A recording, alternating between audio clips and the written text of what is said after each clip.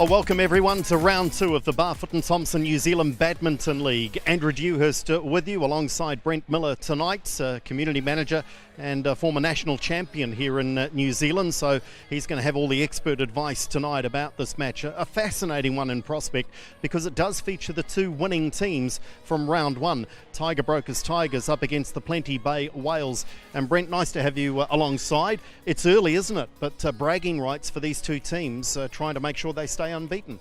Yeah, well, points are at a premium right now because with there only being 2 rounds, every match counts. There's no semi-final, so all the points are going to count towards qualification for the final.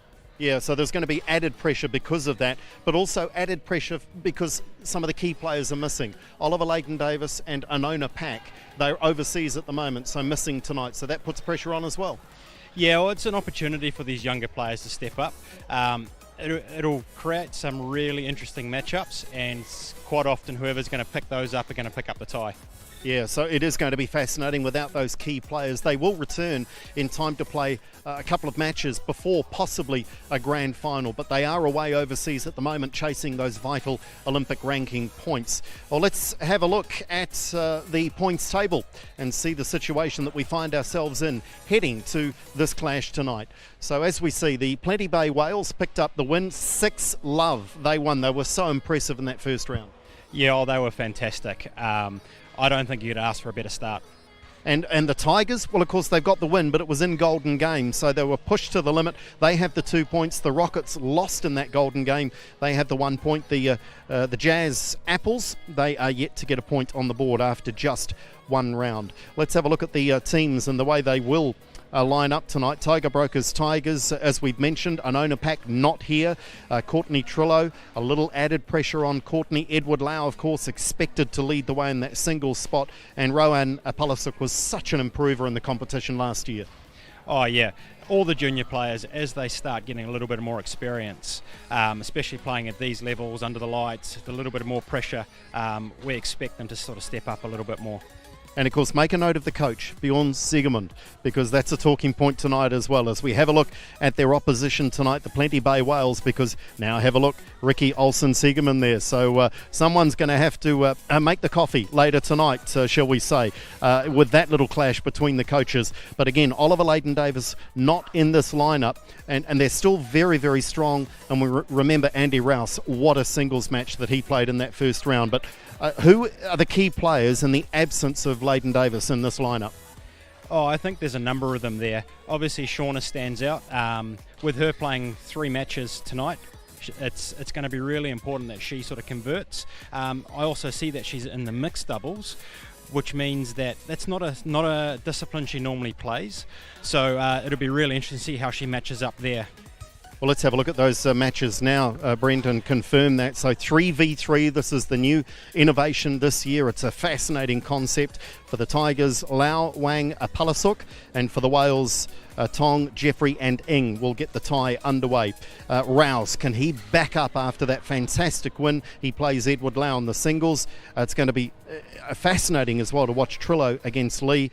And then we finish up with men's doubles, women's doubles, and possibly the crucial mixed doubles. We're just about ready to roll. It's round 2. It's a little delayed because of a certain lockdown that occurred a couple of weeks ago. That's well in the past, and we are back, we are flying, and we are ready for some amazing badminton. Here come our players for the first match.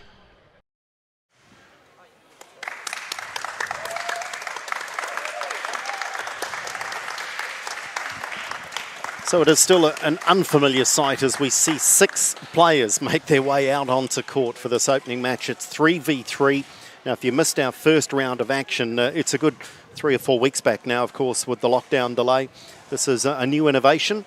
It's not played internationally. It's not essentially a recognised format of the game, but it is certainly used by the players in training. And it's a wonderful innovation in what is a very innovative league with the Barfoot and Thompson New Zealand Badminton League. Trish Gubb and Simon Lynn, our officials in charge of this one. Great to see Trish in the news of late. She is recognised as a BWF level Jasmine, black or green? And black called. Now listed as a semi-professional black umpire. It is. Okay, Wales to receive. Now watch this, there's a lot of paperwork Adams here. receiving. Which end do you want? Swap now, pass. Trish has to keep an eye on who's serving, who's receiving, the sides, and then the order of play for the respective teams. So they're getting themselves sorted. And Brent, this is a great initiative, I think, to bring something new. It's a bit of a wild card, if you like, to the Barfoot and Thompson New Zealand League, having this 3v3. It's really quite fascinating. I've enjoyed it. We've only had 1 week, but I've really enjoyed it. Yeah, no, it's a really interesting initiative. What's really cool about it is it's all your double skills and very much like a doubles game, but there's a lot less space on the court. So there's a huge amount more pressure on the serving and returning, and hence why you use it in a bit of a training scenario to sort of put that extra pressure on the players. But once you get in the defence, there's not as much space to be able to play into. So you have to be very precise about what you're doing with the shuttle and the pace you put on it and the length you put on it, just to try and find those gaps. Otherwise, you can be severely punished. Let's have a look at some of the players. Jack Wang, one of the youngsters in this team, out of Canterbury originally, at just 17 years of age. You won't find any 3v3 rankings, as I've described. It's a very informal style of the game. Ryan Tong in the middle of our picture there. There he is, at 20 years of age, playing for the Plenty Bay Whales, who of course had that 6-love win in their first tie over the Apples. So Ryan will be looking to get off to a very good start, and he'll be playing alongside Jasmine Ng. Jasmine brings relative experience to this group at 24 years of age, and we will see Jasmine in the women's doubles a little bit later tonight as well.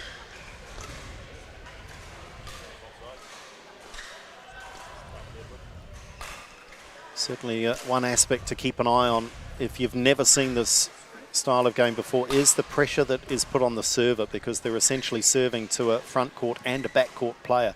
Edward Lau, at 20 years of age, that national ranking of 2 in the men's singles. What a competitive discipline that is at the moment as well. Such quality there and depth. Adam Jeffrey at 19. Adam ranked at number 20 in the country in men's doubles. Ready to play. And on the very far side is Rowan Apalasuk at 17 years of age, one of the real rising stars of the sport. And she also will be involved later in both the women's doubles and the mixed, so she has a busy night. Now, I mean, this to me, Brent, is it's a bit of a lottery. I mean, obviously the team that combines better, that plays better, is going to win, but on the night going into it, there's very little to separate the two sets of players, isn't there? It's so hard to pick which way it'll go. Yeah, and again, being first game up, there'll be a little bit of nerves, and just a couple of mistakes could send it either way. And the harsh part about this is that whoever gets the sort of rub of the green could end up with quite a significant advantage going into the tie. Yeah, in what looks to be, on paper, a very close tie. Remember, over the 6 matches tonight, if we are at 3-all, we go to a golden game. And that is a process of elimination, as the coaches take a discipline off the game board. Ladies and gentlemen, on my right, Plenty Bay Whales, represented by Jasmine Ng, Adam Jeffrey and Ryan Tong. On my left, Tiger Brokers Tigers, represented by Rowan Apasalok, Edward Lau and Jack Wang. Tiger Brokers Tigers to serve, Rowan Apalasok to Adam Jeffrey. Love all, play. Oh! They've got to find their groove very quickly, these players. 1, love. It's pretty warm in the North Harbour Badminton Hall. Oh! 2, love. So certainly physically they'll be ready to go, but mentally, are they on their game? This is a good start so far for the Tigers. Service over. The Whales get on the board. 1, 2.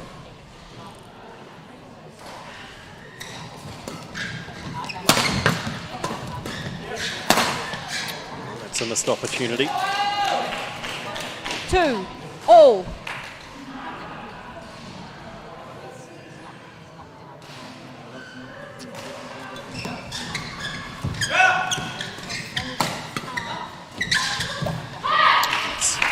Pretty good, isn't it, Brent, to find a winner with a drop up against 3 players? 2.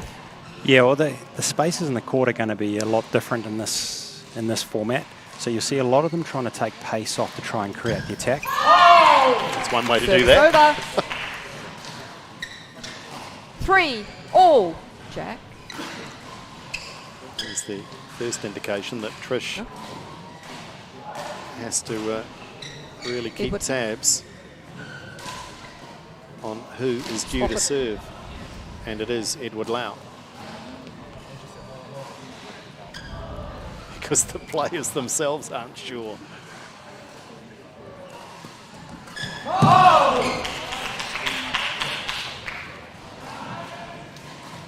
4 3.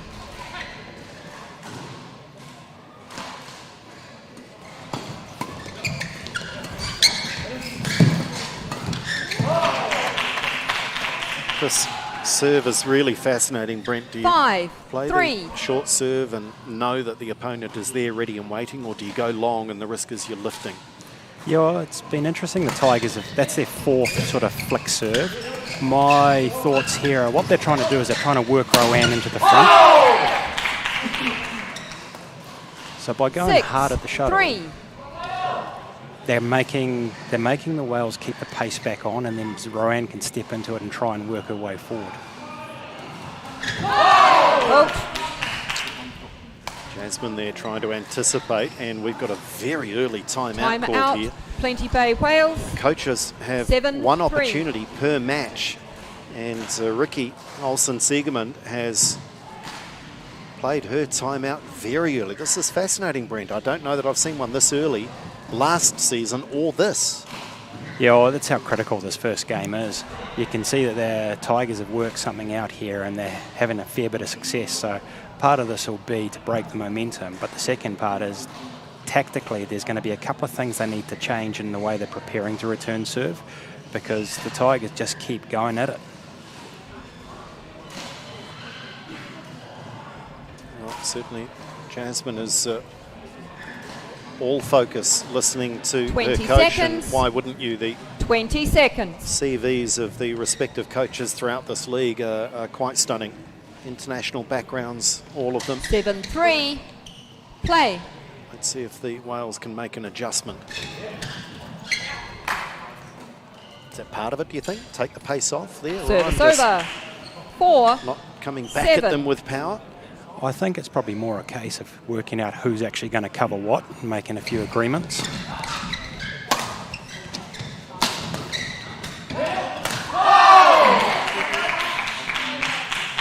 Well, they didn't slow Service over. the Tigers for long. 8-4. Remember, each game to 11. Oh, a little lucky off the frame. They'll take it though. Service over.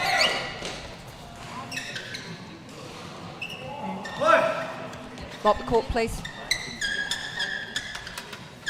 You'll see this a few times tonight. It is very, very warm. It's been very humid in Auckland today, and Thank you. it is a gym, it is a badminton hall, Brent, that heats up inside on a day like today. Yeah, 5 definitely. 8.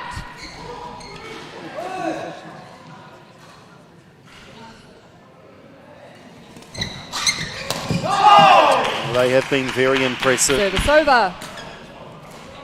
The speed the Tigers have moved forward at has 9, been really impressive. You can 5. just see them look every opportunity trying to take that step forward in the mid-court and really take the attack to the Wales.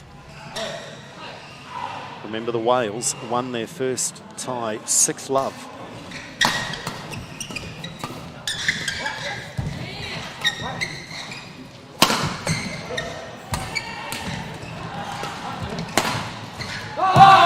And they'll like that. There's a lot of opportunity for Lau to play with real 10. power. Game point 5.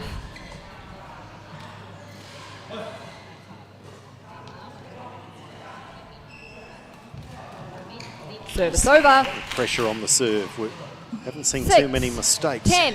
on the serve. And now Jasmine can't afford one. I think she might have got away with one there that looked like it was going to travel a little bit short.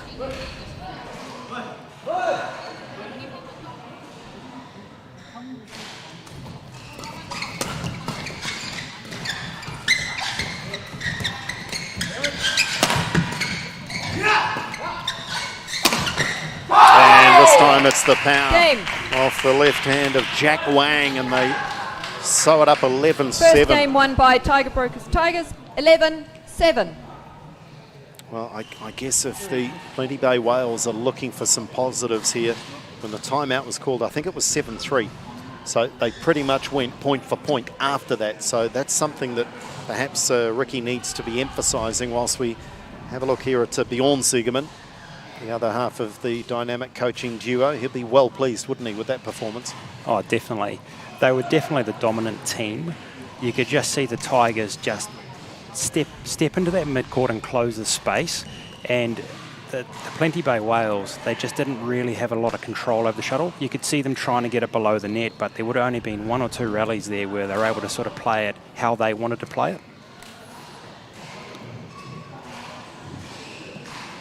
And I think we'll see real improvement. I think we're seeing it already in one game of the 3v3 in the second round. I think we're going to see players and coaches improve in this format over the course of the Barfoot and Thompson New Zealand League as they figure out tactics, as they get more comfortable playing on court with 2 other teammates. Rowan, Jack, Edward. Okay. Trish Gubb You just would take what way? confirming the Okay. order there, the rotation for the Tiger Broker Tigers.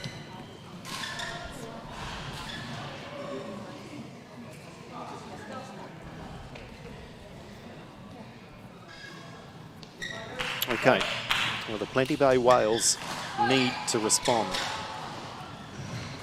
They Second don't game. yet know what Love it's all. like to lose Play. a match in this league this year.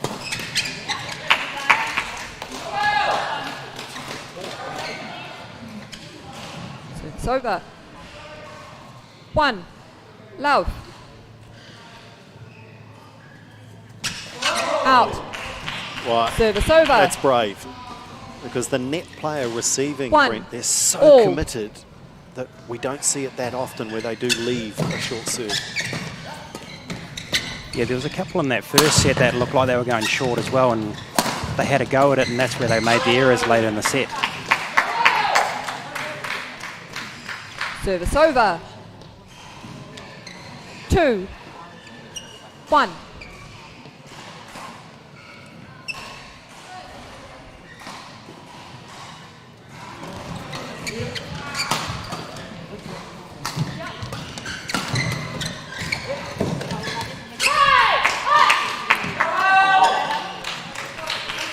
The Wales quite content to 3, have Jasmine covering 1. part of the back court here.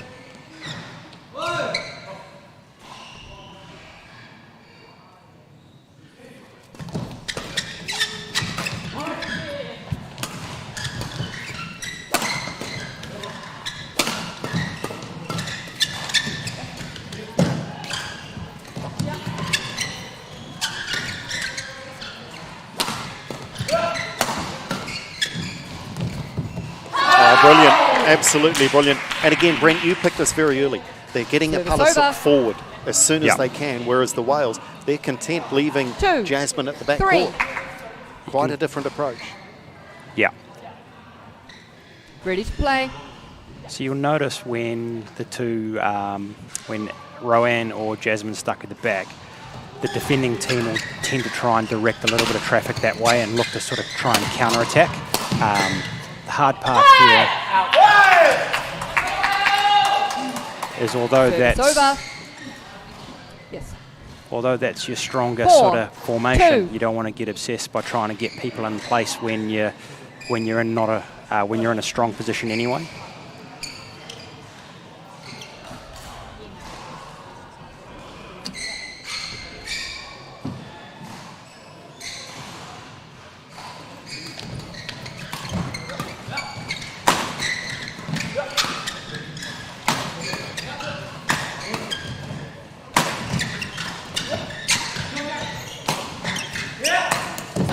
Palasuk attacking at the net on that occasion. The lift from Service the over. Wales was punished. 3-4.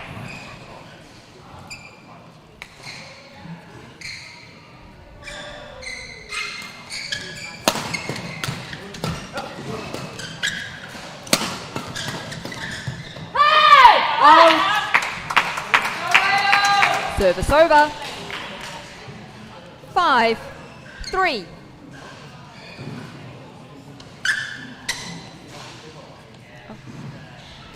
Thank you. Checking on the formation again, and they're ready to go.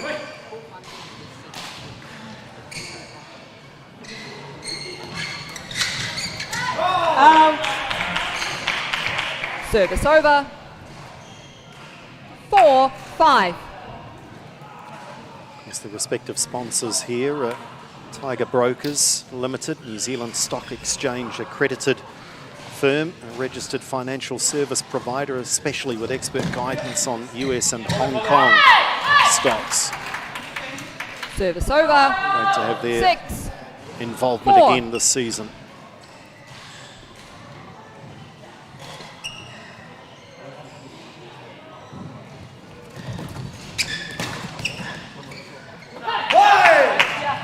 Whilst the Timeout. Bay Tiger Wales, Tigers. as timeout is called, Plenty Bay, 7.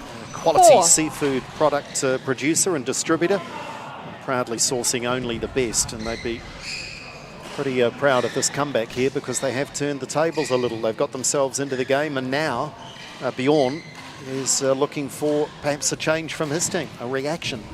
Yeah, change in tactics here. What's happened is they've just changed the shuttle. The shuttle had just fluffed up and got a bit slow, and that's where you saw a lot of counter-attack play. It was very hard for players to hit through from the back. So when they changed the shuttle, the speed popped up again, and you notice the last 2 rallies were lost by hitting it out the back of the court. The Tigers just haven't adjusted to the change in shuttles. 20 seconds. 20 seconds. Often, of course, that can be tactical as well. You'll see players, they know the difference that a fresh shuttle can make, and it may favour them, so they'll test the umpire. They'll 7-4. go across to the service judge saying, I want to change. And often the umpire will say, that shuttle's fine.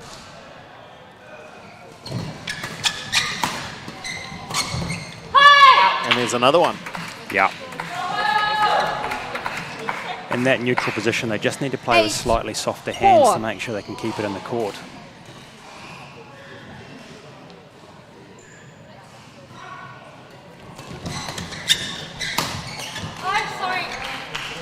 Service over. Audible apology there from Jasmine Ing. 5, Just mistiming 8. the defensive clear.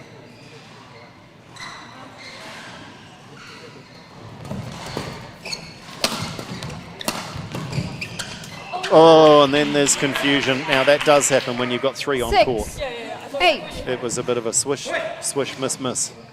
And that's what we're talking about, trying to get people into good positions. In those sort of situations there, yes, they could have been in a slightly better position, but Jasmine was in a fine position where she was. Service over. 9, 6.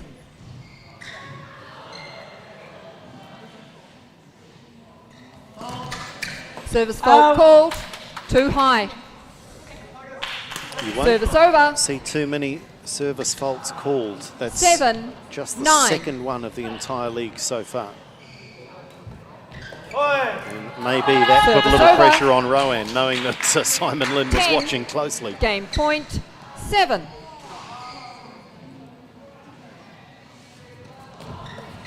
Out. Service over. 8, 10. They've still got a couple of game points. Now they've only got 1. I think it's fair to say there's a bit of 9, pressure on these last 10. couple of points.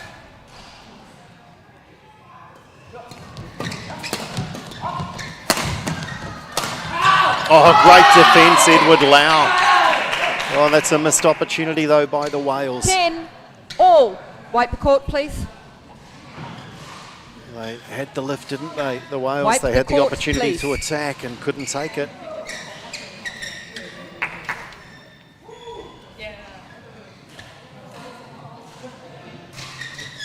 Thank you. A reminder again for anyone that's new to our coverage, they must now win by 2. Unless we get to 14 all, and then it is the next point is the winner.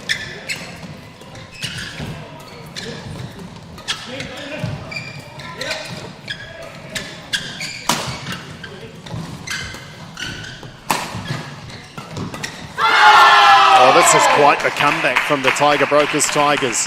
They faced down 3 game points and now have one of their own. The Wales had the control early in that rally. They just didn't make the most of it. Oh, and they win it. That is the first loss in any match in this competition for the Plenty Bay Whales. They won 6-love last week and already they trail in the second round, 1-0 against the Tiger Brokers Tigers. And that was mightily impressive. Good tactics. We saw the difference early on, especially from the Tigers. Match the Wales won by looked like Tiger they'd Brokers sorted it Tigers, out. 11-7, Came back at them. 12-10. But it was that formation that worked in the end for the Tigers. Really impressive stuff. Brent Miller. Yeah, I think it just come down to momentum at the end of the day. The Tigers just hit a purple patch right at the right time, and momentum was with them. They were moving well, they were communicating well, and they just seemed to find themselves in the right place at the right time. So this will be a huge advantage going into the rest of the tie, because that just gives them the upper hand on the scoreboard, and the scoreboard pressure does play a toll on the participants that'll be up next.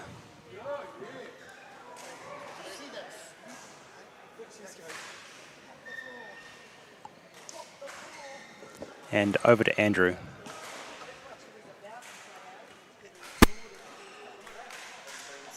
Done, guys. Tactically, I want to focus on that because you guys seem to have a very clear plan, especially in that first game. It worked really well. Yeah, the game plan was to get ready in the mid-court because we knew the shuttle was fast, so we don't want to be lifting to them. So the net and the mid-court. And Rowan, your role in that appeared to be get to the net. As soon as there was an opportunity, get to the net. That's where you enjoy it a lot, don't you? Yeah, definitely. I think in my normal 3v3 games and trainings, I do that as well. So it's just natural instinct. Is that nice to get a win to start? That's the first match they've lost. They won 6-love last week, so they've never been behind. Is that nice? Yeah, it's definitely good to get the upper hand, especially when, like you said before, they haven't lost before. So yeah. Good stuff, guys. Congratulations. Tiger Brokers Tigers are away to the best possible start, winning the 3v3. And for the Plenty Bay Whales, as I say, they won 6-love in the first round. It's a few weeks ago, but I'm sure their memories go back that far. So they've got to fight back. We'll find out how good they are in that fight back with the men's singles. That's next.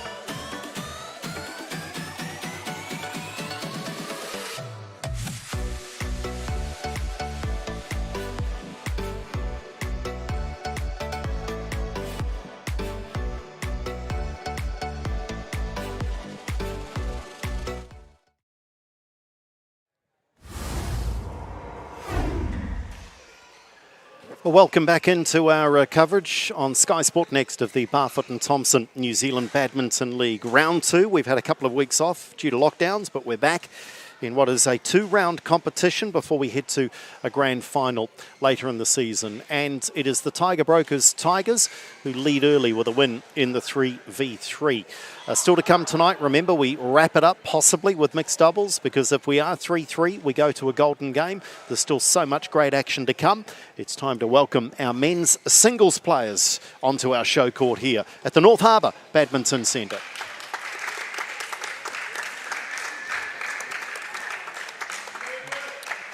Edward Lau leads out Andrew Rouse, and it was Andrew Rouse who provided, well, one of the Sal's authentic New York pizza moments of that first round. It was stunning, that victory. I'm not sure, Brent, whether you saw it, the win over Oscar Guo.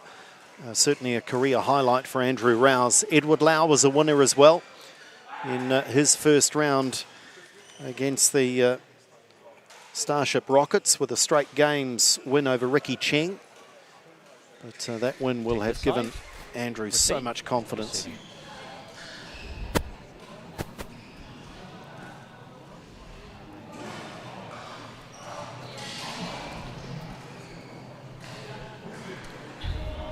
Just a wry grin on the face as well. I think Andy Rouse knows that there's an increased expectation now. He's done his own confidence wonders, but he's also put other players on alert. 22 years of age, at men's singles ranking of 19. If he can continue with the sort of form that he showed against Guo, that ranking's going to improve out of sight. Oh, definitely. Rankings are not a real good gauge of where some of these players are at. And I know Andrew has spent a little bit of time overseas, so his ranking could very well be due to the fact that he was out of the country and not able to play tournaments prior to this. And of course last year was so disrupted anyway with COVID that in fact I think Oscar Guo, I don't think he has a ranking. Not playing tonight of course, Oscar, but Edward Lau does have a ranking. They're not bad. Second men's singles, first in mixed doubles. He is quality at just 20 years of age, and he's a part of this burgeoning men's singles field at the moment around New Zealand. So much depth there, Brent. Yes, and I'd have to say that Edward's definitely the favourite for tonight, but this is a really interesting matchup with both of these players being so physical, and with it only being 3-11, that really opens the door for Andrew to put on some pressure as the underdog.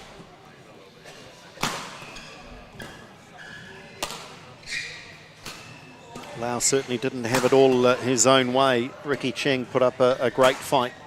The 18-year-olds, Lau winning that one a few weeks back now, 11-7, 11-7. Remember the Tigers lead 1-love in the tie. It is the Plenty Bay Whales who are doing the chasing.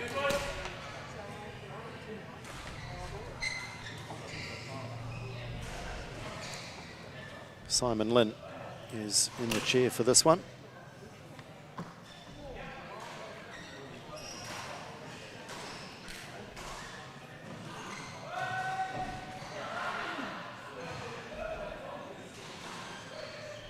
Final few seconds, final practice serve perhaps. We might just about be ready to go in this men's singles match.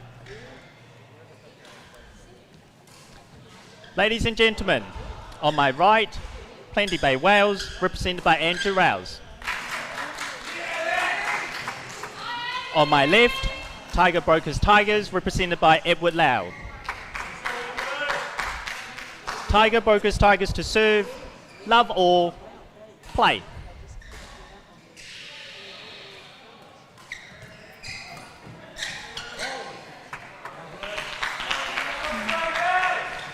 One, love. Lau does have the advantage, if indeed it is an advantage. He's just come off that 3v3.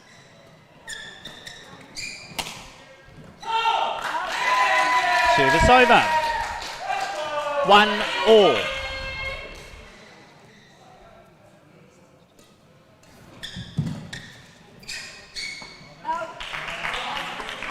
Service over. Slightly nervous 2-1. start from Rouse.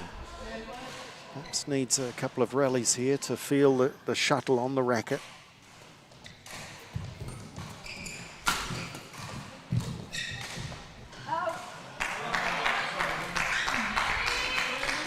Three, 1. You can see both players really looking to try and control that net. Both of them love to play from the front of the court, and you've already seen them both trying to get a bit of spin on it to create that lift.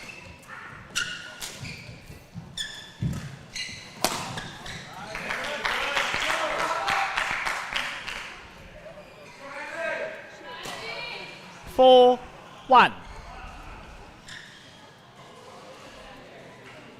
It's the advantage with Edward playing that first match. He's just got the feeling of how fast the shuttles are and where the lines are and where his length is.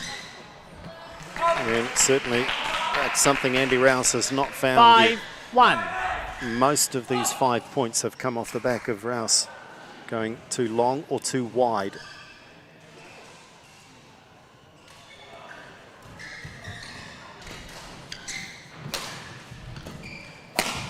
Fault.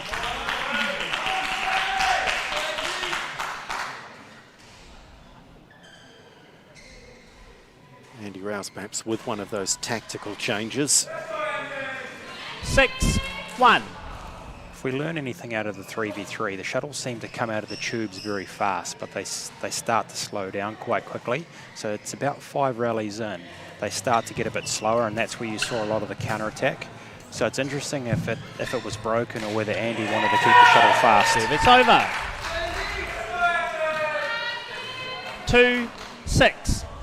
Sometimes a change is as good as anything when you're behind by a few points.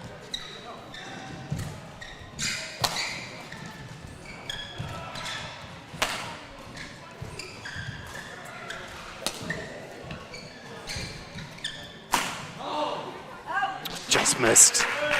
I'm not sure Andy agrees. Over. 7, 2. He seems very determined to play Edward around the front of the court, but he hasn't really pushed Edward back yet.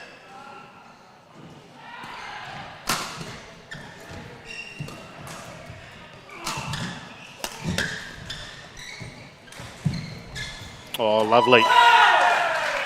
It's over. Maybe he's starting to find his touch. 7. Yeah, and he is a very emotional player too. You just saw the shout then, just letting a little energy go and telling his opponent, I'm here, I'm ready. Edward won't mind that. He's very vocal as well. Service over. 8, 3. Lau very much in control. It's looked very composed, very measured.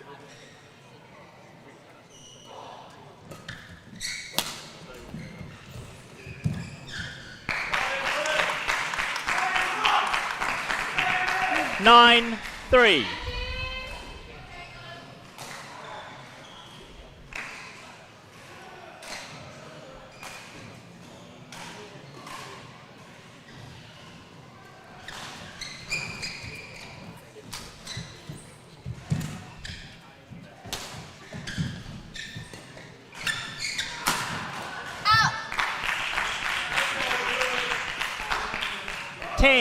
Game point 3. Certainly so many of these points. Yes, they're being won by Lau, but they're being lost by Rouse as well. He's just missed his targets so many times. That's nice. Service over. Adam Jeffrey watching on. 4, 10.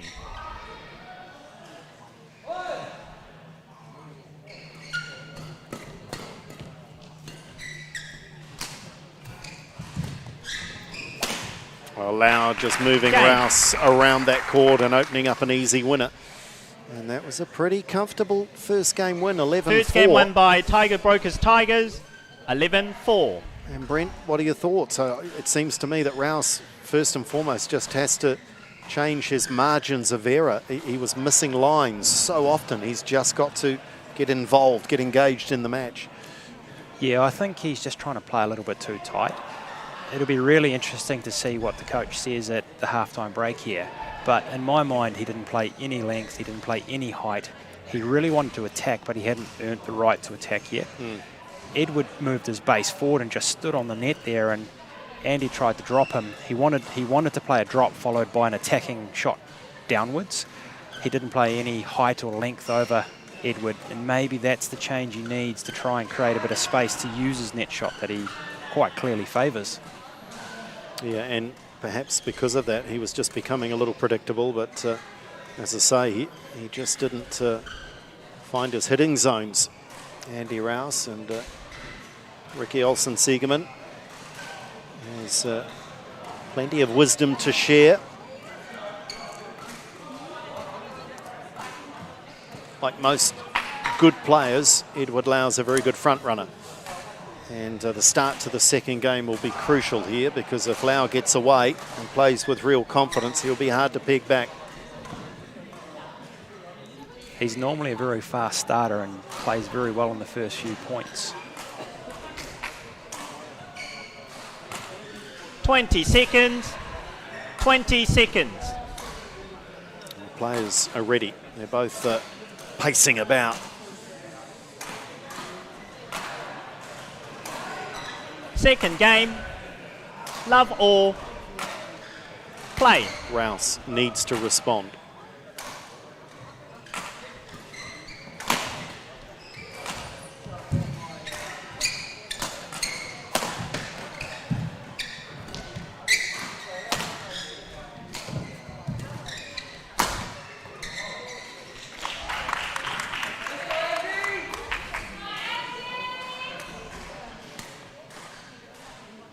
One love. So we saw a lot more length in there, which was good. He didn't win the rally, but I think he's going about it the right way. Yeah, clearly looked to be a change in approach.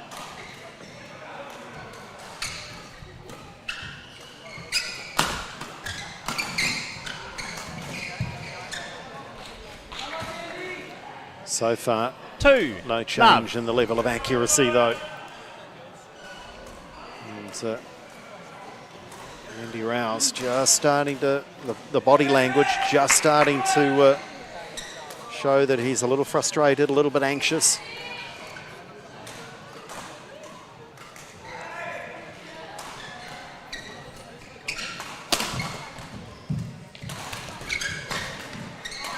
Oh. This is what we talked about, Lau away to a flyer. 3 love.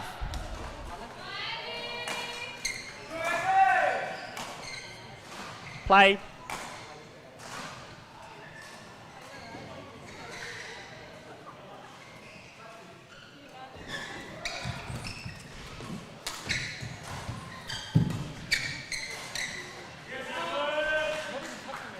This is 4 sport at the love. top level, Brent. You can have Time a out. career-defining Plenty win Bay Wales. in the first round of a competition and then just be all out of sorts. He just hasn't got a rhythm. And timeout called here. And I think rightly so by Ricky Siegerman. I don't think she could have let it go much further without giving him a chance to turn it around. I think now it's less about tactics. It's more just about feel. It's more just about form. And at the moment, Andy Rouse just hasn't got the accuracy, has he? Hasn't brought his A game. Yeah, I think Edward knows how he wants to play and what Andrew's 4 natural style is. Play. The battle Andy has here is the way he wants to play and the way he needs to play are two different things. 5 love. And increasingly now he's playing with a fair amount of scoreboard pressure as well.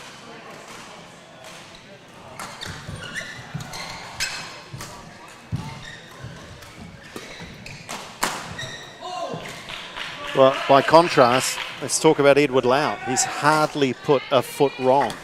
Oh, it's been really impressive 6 how early love. he's taken the net. He's just taken the initiative. So every time Andy's come in and tried to play something in around the front, Edward's just been there and he's been in control.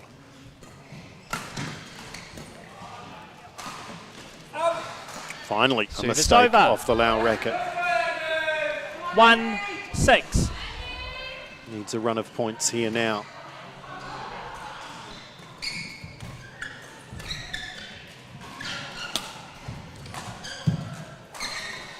Service over. 7-1.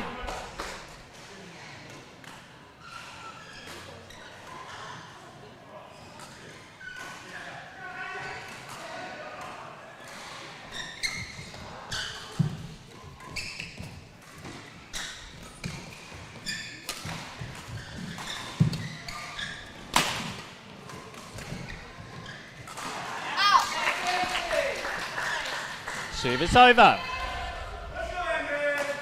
2-7. He's still just looking for oxygen, taking in a big breath there to try and settle.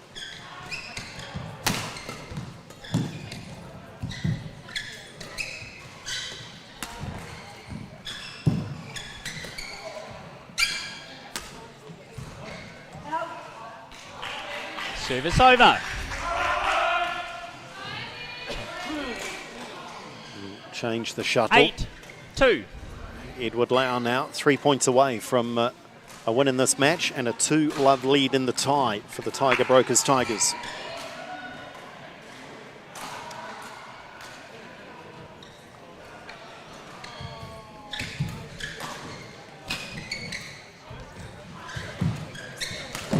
Oh, Rouse gets away with one there. Could this be the break he just needed? 3-8.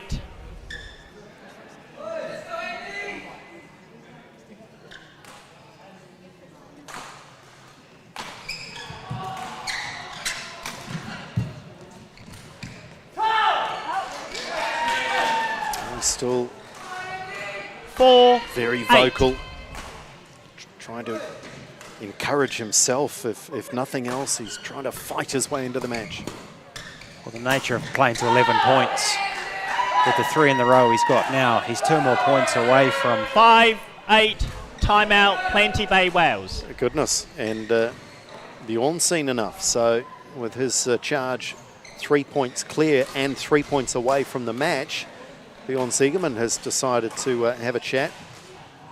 As we see Andrew Rouse now with another chance to have a chat about things with Ricky, and this will be very much now, well, just maintain this momentum. It's pretty easy from the coach, isn't it? Just keep doing what you've been doing for the last 3 points. It's always a interesting situation being the coach on the other end of having the timeout called. If you're the one calling the timeout, you know what you're going to go out and say. If you're the one that's going in and reacting to the other coach, you're sort of put on the spot a little bit. 5-8. Has Play. the timeout done the trick? Will it break this little momentum swing?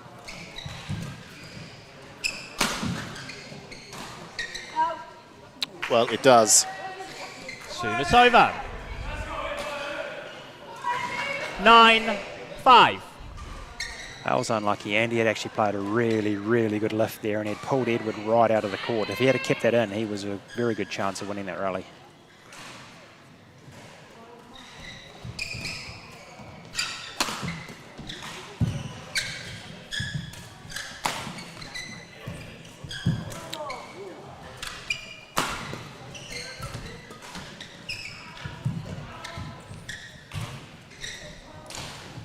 It's just gone long. But those are the sorts of rally that we got used to seeing in the match with Oscar Guo. 5. And we got used to seeing Andy Rouse winning those points. But Edward Lau has just been too good, too polished, too accurate.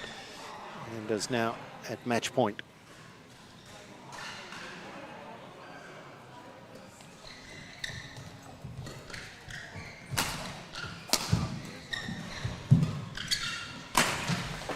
Lau wins it. Game. After a career-defining performance, perhaps, certainly career best from Andrew Rouse in the first round of the Barfoot and Thompson New Zealand League. Okay. He comes up against a very impressive Edward Lau, who takes it out in straight games. Well done. And puts his team in a very strong position. Match won by in this Tiger tie. Brokers Tigers, 11-4, 11-5. And there'll be some real learnings there for Andrew Rouse, but for Edward Lau, He'll be pleased that he's won that really comfortably. A real boost for his team to go 2-love up in the tie.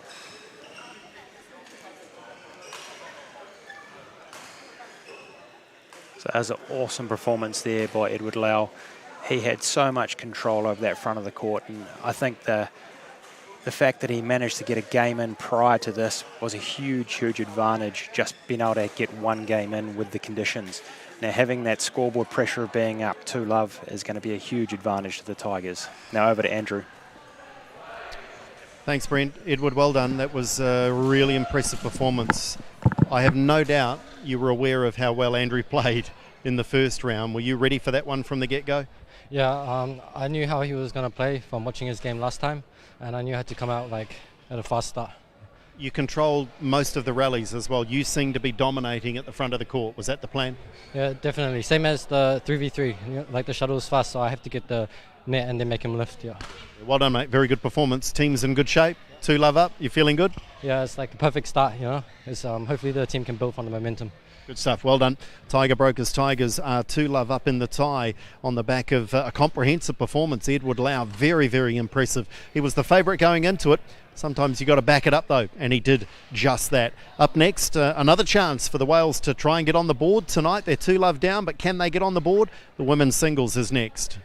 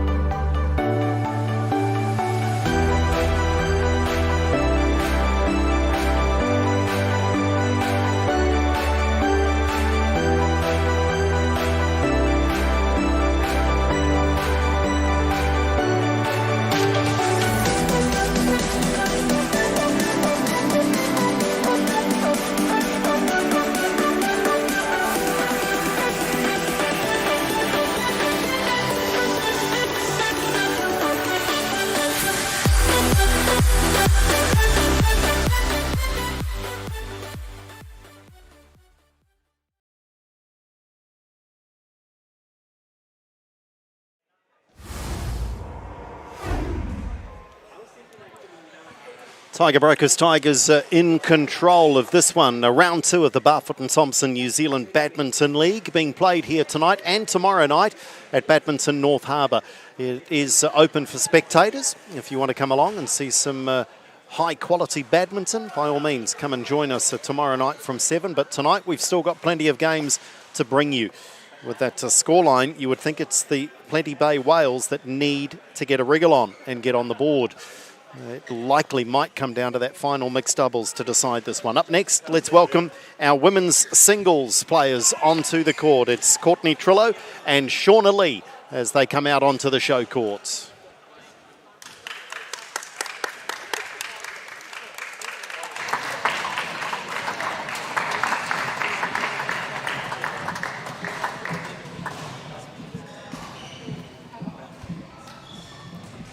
This is an opportunity for the fast improving Courtney Trillo to claim a big scalp up against Shauna Lee, number 1 player. Courtney ranked at number 3, so she's not without her chances.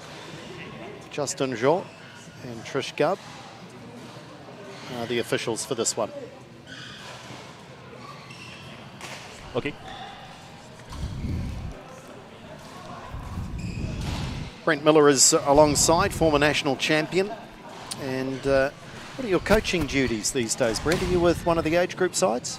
Yeah, I look after the New Zealand under-15 squad and sort of fill in here and there. So as the nature of coaching, you sort of help out wherever you can. What's the talent like coming through at that junior age group level? Oh, it's fantastic. I look at what these players are capable of compared to what was around when I was a junior, and having watched the youngsters come through over the last sort of 10 years while I've been coaching, you just see the capability of the junior age bracket keep increasing. Courtney Trillo comes back into shot, 25 years of age, as I've mentioned, number 3 in the country, and had a very good 7-9 win over Caitlin Rosario in their first round match against the Starship Rockets. Too fast as well? Okay. Referee. So if you just missed that, they just tested the shuttle and Courtney hit it out the back of the court. So what you'll notice is as you run down the singles line, there's 2 little dots just about the double service line. That's normally where the shuttles will land if they're the correct speed. So this one was much, much too fast. Both players complained the shuttle too fast. So what happens here? Do we have any speed? So they'll look for a slightly slower speed. If they don't have a slower speed, they will tip the shuttle. So he's going to find out if we have any other speeds. Yep. And for those that don't know, Brent, tip the shuttle. This one. That's where you can slightly bend the feathers. I'm not sure if it's allowed at this level of play, but it definitely is at a junior tournament. Those are the markers you're talking about? Correct. And instinctively the players know. I mean, we've seen you've been talking about it, about how the shuttle often has been going long. A lot of the misses tonight have not been dumped into the net. It's been the shuttle going long, either over baseline or over the side of the court. So instinctively you might have picked it up. Can the players feel that off the racket? Yeah, so when they come off after the 3v3. Yeah, so the referee said we keep using this one. Yep. Yep, yep. So it will be fair for everyone because everyone will be used the same speed. Yeah, yep. Okay, ready to play. Okay. Players have heard the word of umpire. Justin Jean. Shauna Lee at 17 years of age is that number 1 ranked New Zealand player. She's just a star. And she is their star tonight because she will play in this. She'll play in the women's doubles and the mixed. So they're relying on Shauna Lee to try and pull them out of the mire here, aren't they, at 2 love down? I don't think they could have asked for a better player to do it as well. True. So the players will have to make the adjustment. The message has come back that the ladies and gentlemen, on my right, fast, Tiger Brokers Tigers, represented by Courtney Trillo. And on my left, Plenty Bay Whales, represented by Shauna Lee. Plenty Bay Whales to serve. Level play. So this could come down to whoever can adapt the best. And mentally be strong as well. 1 love.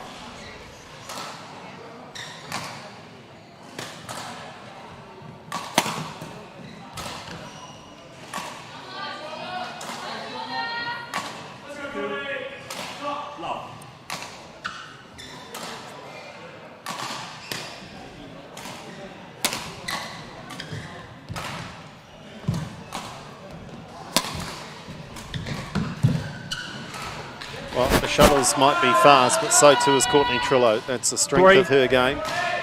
Love. It's spoken about every time she plays, and she will cover the court.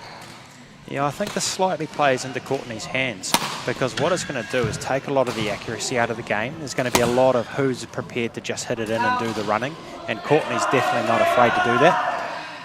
4. Love. It is a great start.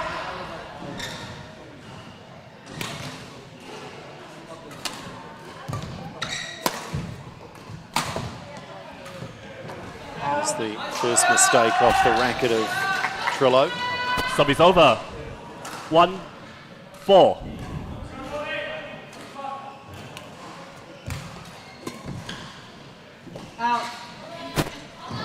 So Service far, over.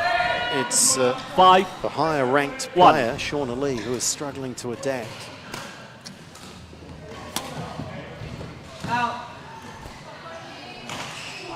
6-1. One just off camera, Ricky Olsen-Siegerman has called Plenty timeout. Bay Wells timeout. Wow. Number 1 ranked player in the country. 6-1 down in the first game, timeout is called. This is quite the move, isn't it? Yeah, it just looks like Shauna's not very happy with the shuttles, and she's really struggling to get past the fact that they just need to play with them. And I suspect that what Ricky's saying here is that you just need to be able to adjust and adapt. 20 seconds. 20 seconds.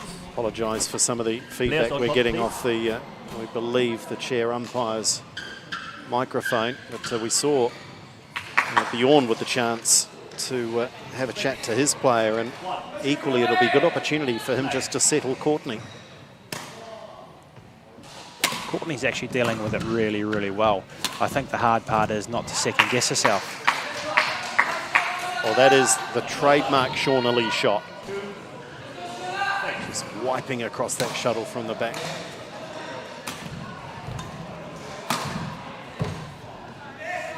A little assistance from the net. Trillo just taking in a few deep breaths now, realising she's very close to this first game.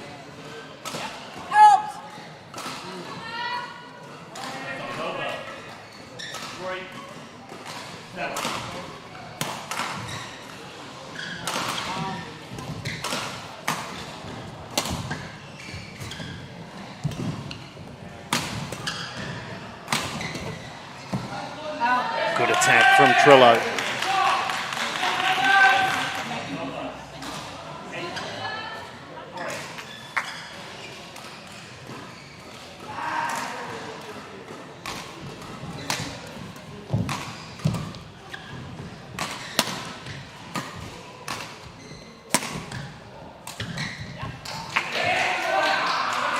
She might be close to the first game, but Shauna Lee is going to make her work for every point.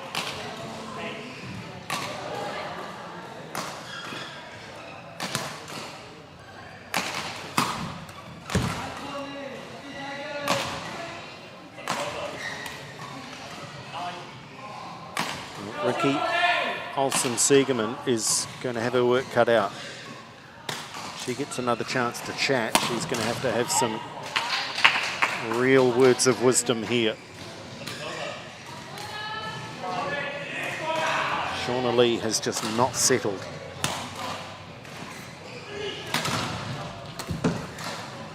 Another example of it.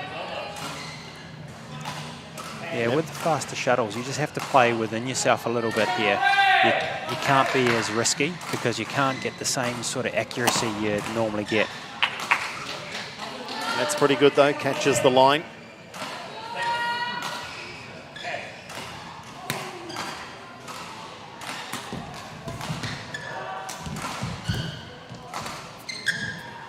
And there's that quick shuttle. Eyes lit up knowing the backcourt was empty, but pushed it long. It was the right shot. She was in a really good position and she'd set up the rally really well. And she's won it.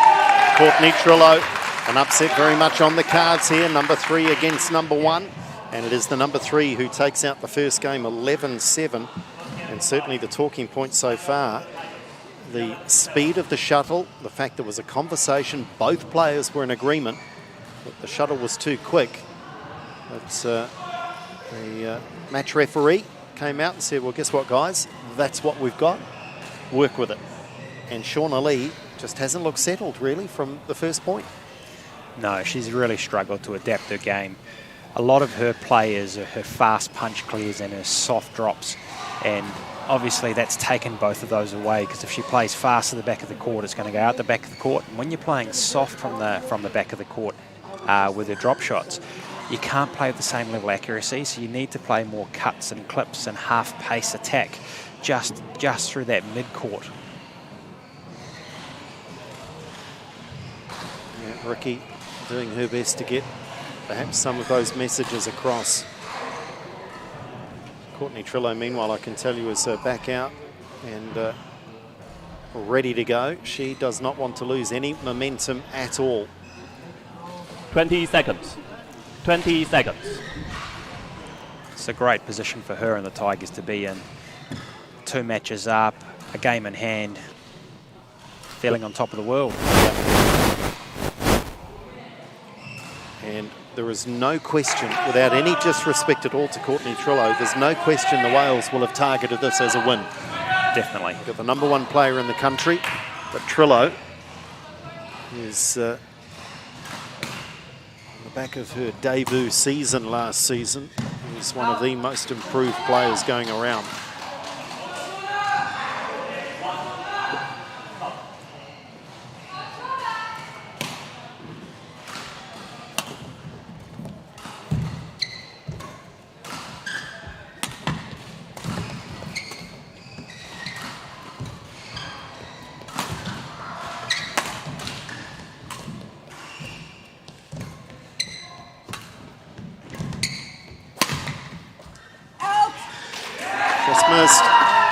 I think we've seen a noticeable change already from Shauna Lee. Just prepared to rally.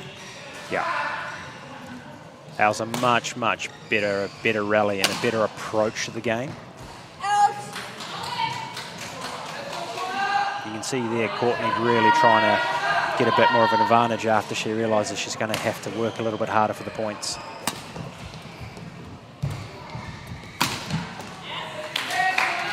This is really impressive. The fight back is well and truly underway.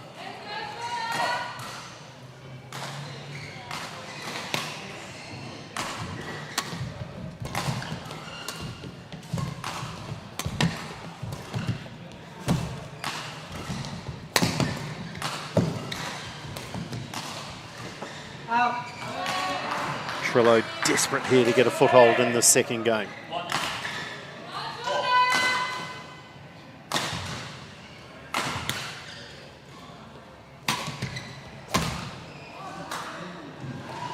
Missed by a long way. Almost took out one of the fluorescents.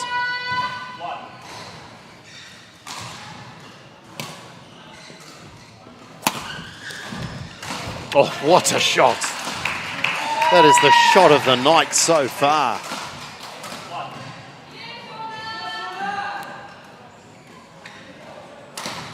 Just see a change in tactics here with Courtney now that you have the added patience that Shaun is showing. Courtney's been extra aggressive and she hasn't played a lot of length the last few rallies.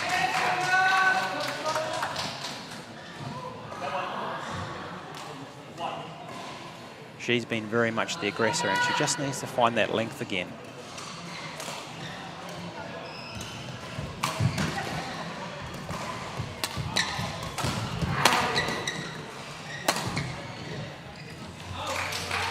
Everything about Shauna Lee is more composed. There's less flamboyance, there's less body language in between points. She's back in the zone.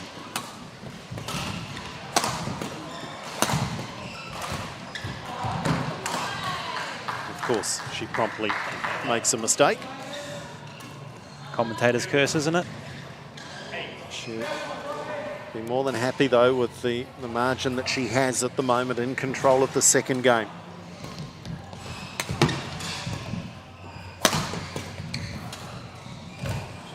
It's nice from Trillo.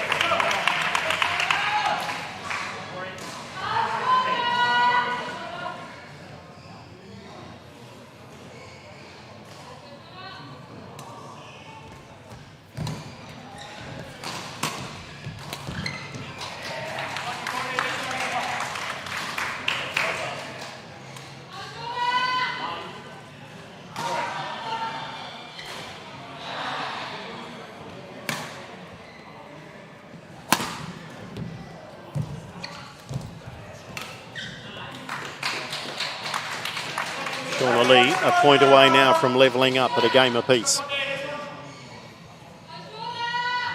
It will be the first game that the Wales have won tonight.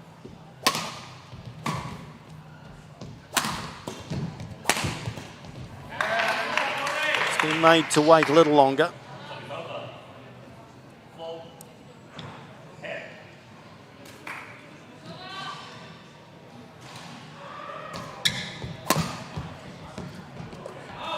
Okay, so to the decider we go. That's a much improved performance from Shauna Lee.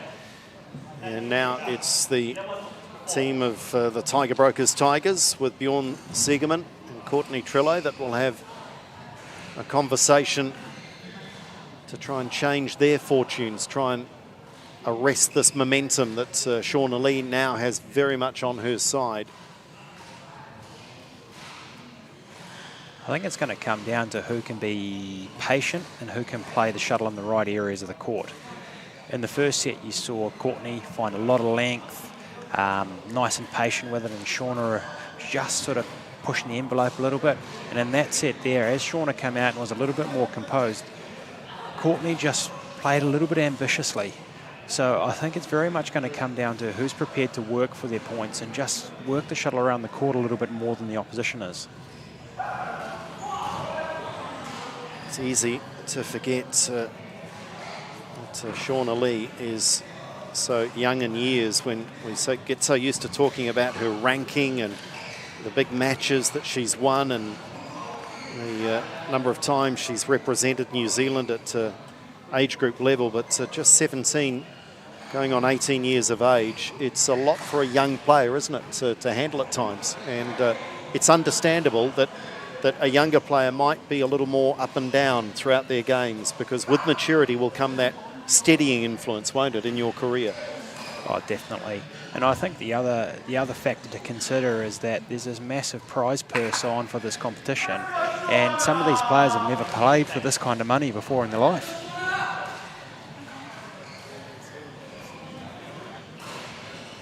Shauna Lee certainly needs to put those thoughts out of her mind and just find her happy place, which typically is right there inside those white lines with the racket in hand.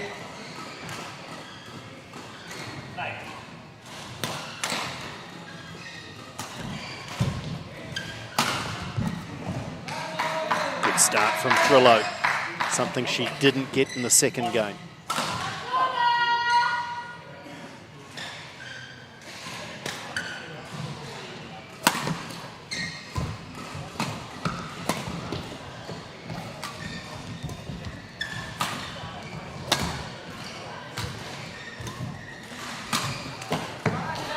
This is good. This is good. We're seeing another little twist and turn in this one.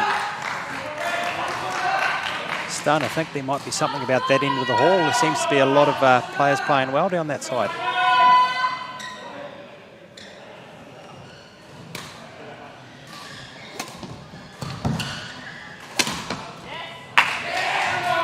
Perhaps to use a sailing analogy, which might be appropriate at the moment. Maybe a little puff of wind down that end of the course. Shauna Lee, though, gets back into it. And now levels it up. Good test of Lee's character here.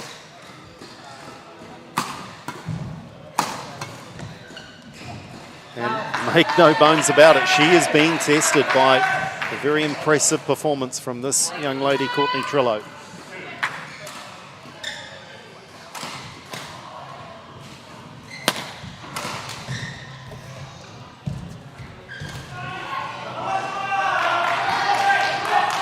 And we remember, Brent, that the Plenty Bay Whales have used their timeout. Ricky doesn't have that up her sleeve now in this final game.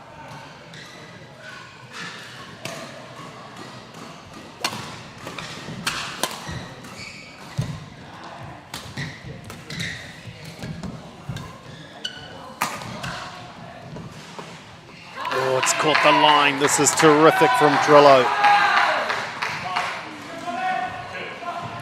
Been really impressive how she's approached the start of this set. She's come out, she's played with pace, but she's been very, very patient with it. Oh, there's that shot. Doesn't matter how many times you see it, Brent. Gosh, it's good. Oh, it's one of her favourites. She does it really, really well.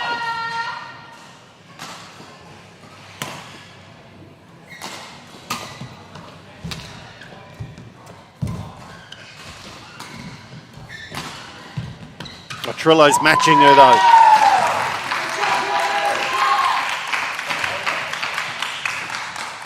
She's playing at a really good pace here and just making it difficult for Shauna to get on top of the shuttle and play it at the speed she wants to play it.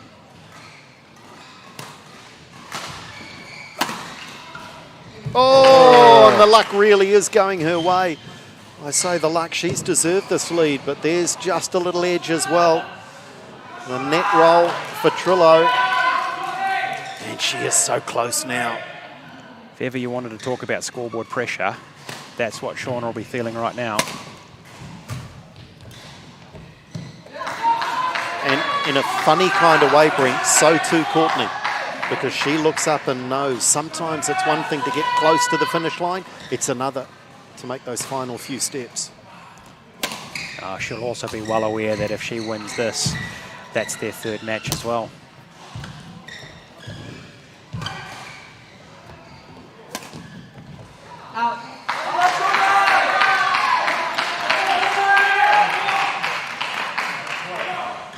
Courtney Trillo, 2 points away from an upset win, a marvellous win, and a 3-love lead. And now the trademark shot is missing.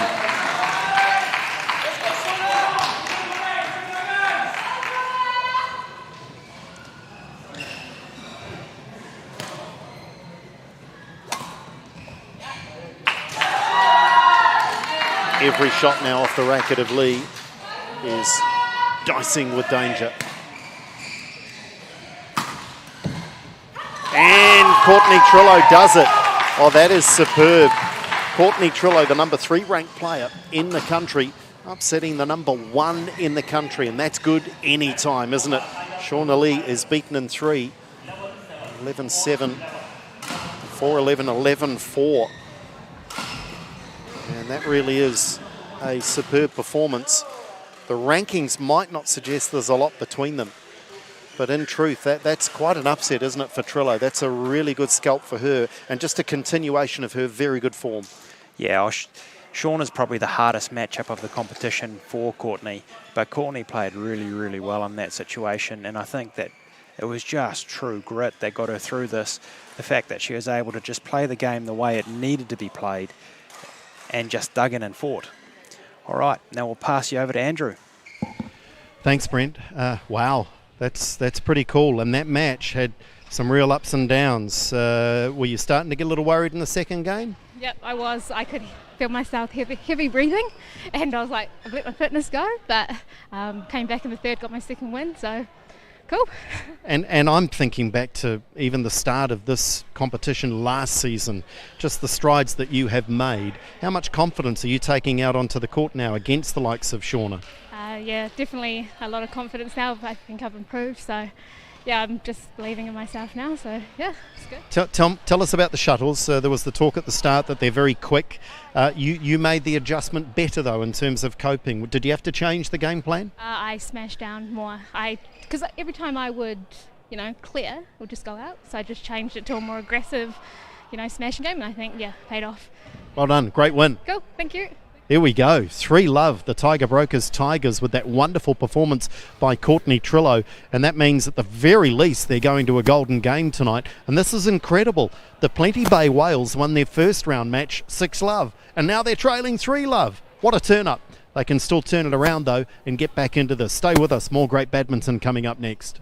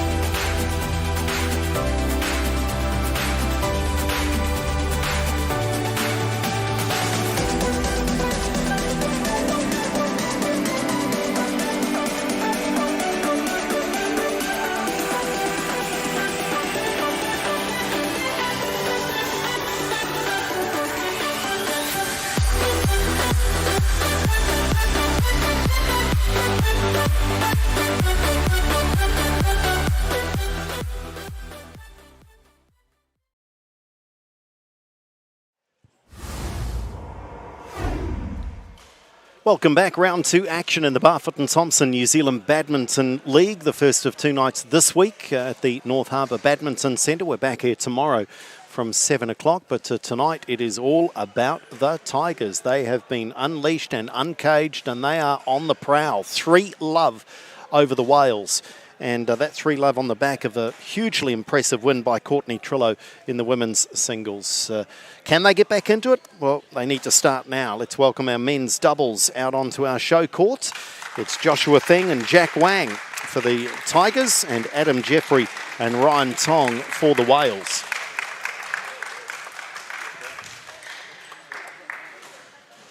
Alongside is former national champion Brent Miller. And Brent, I think it's a testament to this competition last season and early in this season that we're seeing those sorts of results. We saw it in round 1 with Andrew Rouse beating Oscar Guo. We've just seen it with Trillo beating Lee. I think it's good for the sport. It's good for the game. Oh, definitely. I have to say that some of these results are down to the fact that these players are getting the opportunities to play these hard matches on a weekly basis. Adam will receive. He'll serve. And which side would you? On that side. Okay. Simon Lynn in charge of this one. Yeah, we've spoken about it a few times. Getting used to the lights, getting used to the television cameras, getting used to the prize money. And all of that sets these players up in such a strong manner to go and play international badminton or international tournaments. Josh Feng is our first focus here at 19 years of age out of North Harbour. Current men's doubles ranking of 49. Played alongside Jack in the first round. They went down against Curtin and Sojasa from the Rockets. Adam Jeffrey, we've already seen Adam tonight, of course, in the 3v3. And this tends to be where he specialises, certainly in doubles and mixed. Currently at number 20 in the country. His partner is age 20, Ryan Tong, with a men's doubles ranking of 14, and tends to spread his talent across all of the disciplines. You can see the singles ranking of 10, while Jack Wang at 17, one of the youngsters given their chance out of development squads into this Barfoot and Thompson New Zealand League, and he already ranked at 21 in the country at just 17. And he is a big, powerful, imposing figure. And he'll be looking to express some of that power in this match here tonight. Hard to separate these two pairings, hard to see which way this one's going to go. Clearly for the Wales, they have to get on the board. All the tyres gone. Yeah, definitely. Having watched the games about a month ago prior to lockdown, Jack and Josh was actually the surprise package. Ready to play. Although they didn't get across the line, they really competed and really played well. So this will be a really interesting game, because with the youth on this court here, not a lot of these guys, well, they would have played against each other a lot in the junior space, but not on this sort of stage. Yeah, just referencing that match, Feng and Wang up against the well-performed and experienced Jonathan Curtin and Dylan Sojasa. They won the first game 11-7, then went down 9-11, 9-11. So they really did push their more experienced and higher-ranked opponents. They'll look to carry some of that form through into this one. Jeffrey and Tong, well, they're playing with backs to the wall. They simply have to get a result here.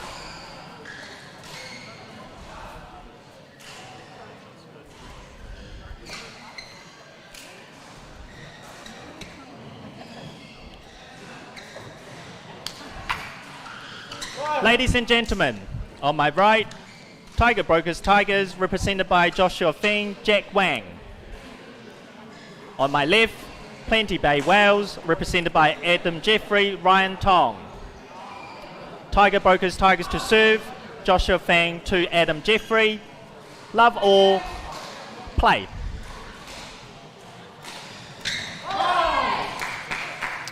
Jeffrey just lost lost that in the lights, and he's also just a little bit wary of the left leg. Just got his maybe slipped a little. I'm not quite sure what happened there, Service over. but he doesn't look comfortable. No, he's just trying to 1-all. shake it off.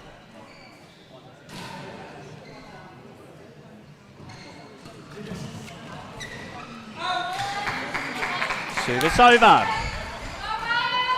2-1. Fault. Service over. Return from Jeffrey. 2-all. Expect them to pile on the pressure on the front line when serving. Because the shuttles are fast, it takes the flick out to a certain degree. They're going to have to flick it higher, which means they can really press forward on it.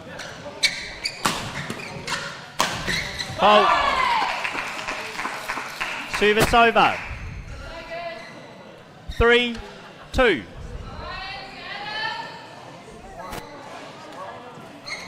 Service over. 3-all. Nothing in it early on.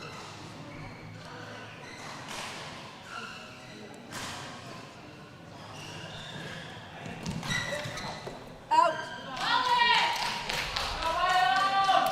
4-3.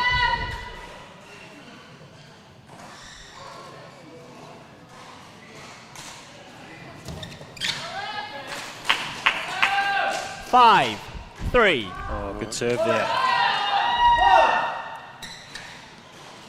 Jack was looking to the chair, pleading for that to be called short.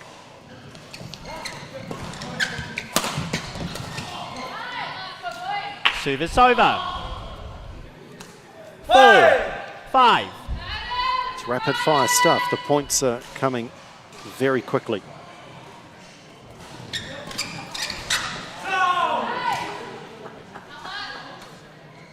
Five all.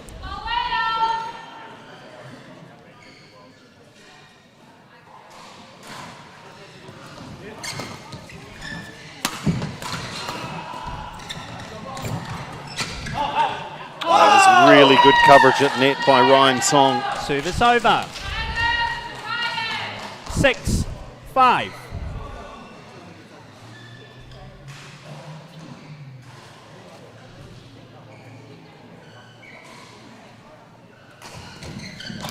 Fault. Service over. Shuttle was just slowed down enough as it clipped the net 6-4. to stay out of reach of the Wales.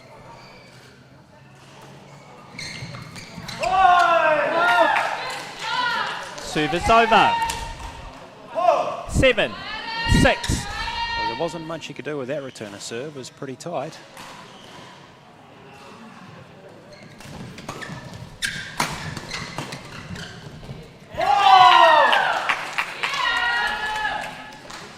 Well, if either 8-6. combination was looking to get into rallies and get into lengthy points here, it's not happening.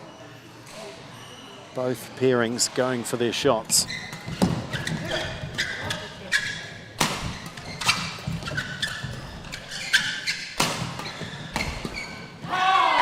Gosh, he's impressive, isn't he? Just 17 years of age. Jack Wang. 7-8. He's really strong when he finds his way to the front of the court. He's just got a nice sort of tempo where he can control the shuttle but keep the pressure on. Jeffrey pounces again. 9-7. They've just got that separation right at the business end of this first game.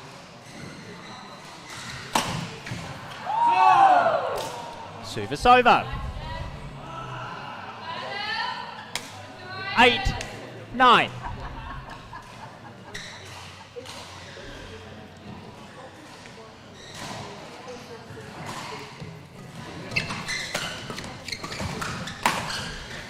Long. There's another example of the quick flight of the shuttle. Service over. 10. Game point 8. I just feel both teams are feeling a little bit of pressure here because they're both just snatching the shuttle a little bit. When you get in these sort of situations, you've got to keep your hand a little bit soft. Service over. 9-10. 1 game point saved.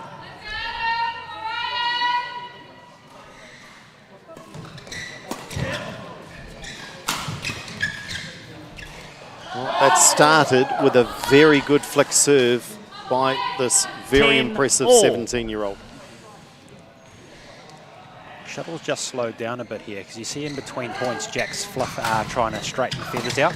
He's trying to keep the pace on it now because as it gets slower it becomes really hard to create points from the back of the court. You see it just floating through the air at the moment. It's a lot slower. Oh, and Jeffrey had the opportunity. And they saved 2 game points. Now they have one of their own. 11-10.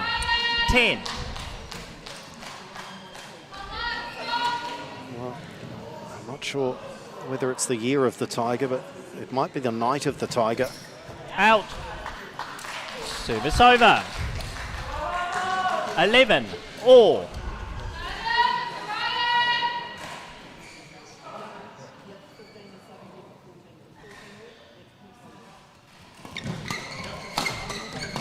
Fault. Service over. 12-11. Another game point.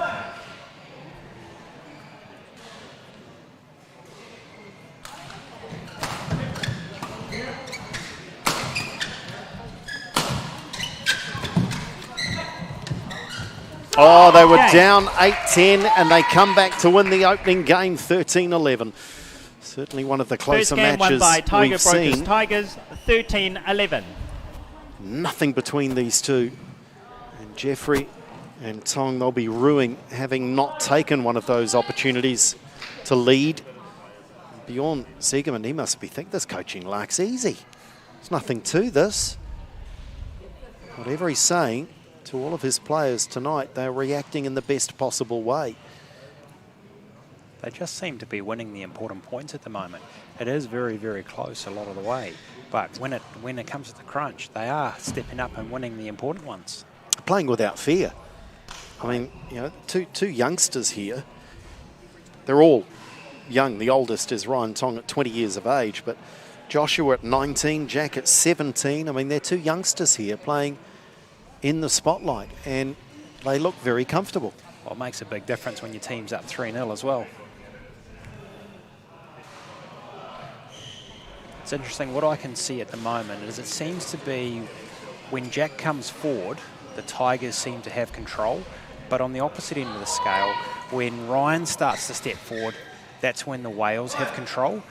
It's so important, that front player, especially with the rallies being so flat at the moment, just taking the control and the pace out of the game and playing at the right speed. And Jack and Ryan seem to have adjusted a little bit better than the other two.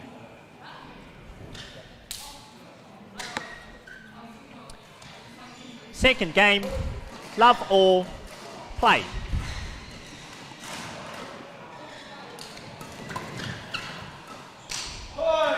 Service over.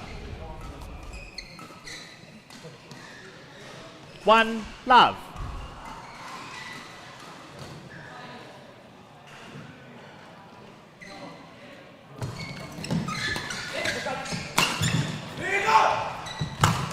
Fault. Goodness, Jeffrey almost put that out over the baseline, didn't he? Love. I've got a funny feeling Josh might have touched that, otherwise it may have gone out. Yeah, he did. It certainly caught the racket. Change. It's a bit of a smile by the Tigers there. And a rueful look from Adam Jeffrey as well, knowing he just got away with one.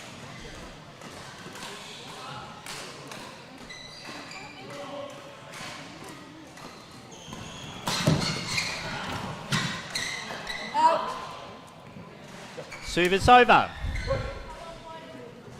1-2.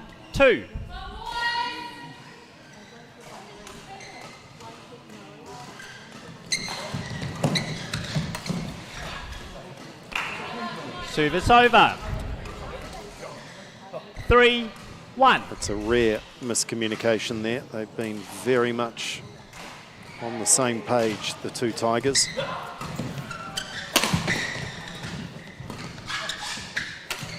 Oh, yeah, I think Jack thought, is this going long? 4, and then 1. realised it was a long way in, but he couldn't adjust the feet. So that's when we talked about the shuttle slowing up after the first sort of 5 or 6 rallies. It's just starting to have to think about what's happening now. Well, they're going through a real 5, bad patch here. 1. Wang and Feng, that's 2 or 3 points now where they've been caught the same side of the court. You also notice that Ryan's the player at the net at the moment. This seems to be their sort of favoured position. And they are racing their way back into the contest. 6, 1.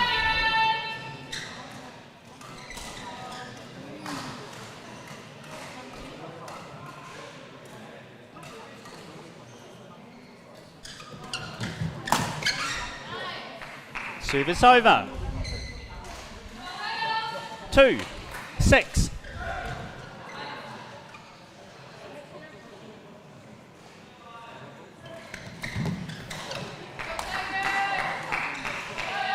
Three, 6.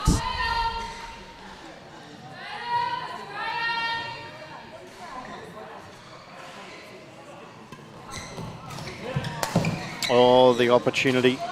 Service over. It was one of those awkward ones for the right and left-hand combination. It was right down 7, the middle. 3. It was going to be a backhand smash for either player. Well, he just ended up snatching at it a little bit.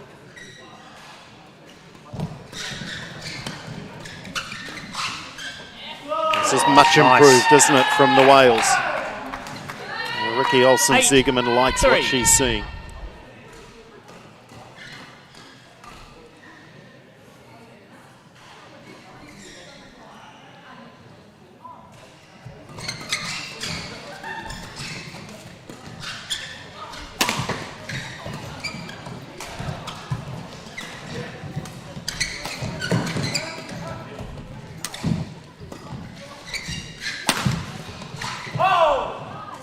Service over. 4, 8.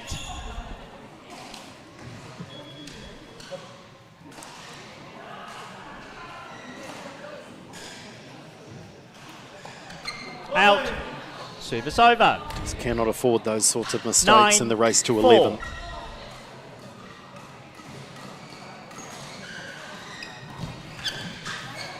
Service over. 5, 9.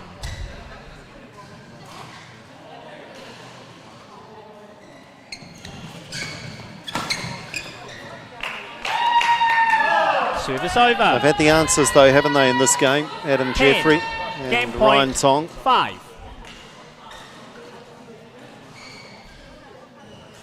Got away to that early lead and have maintained it since. Just been a lot more composed about working the shuttle around the court rather than Service jumping over. at every half opportunity. 6, 10.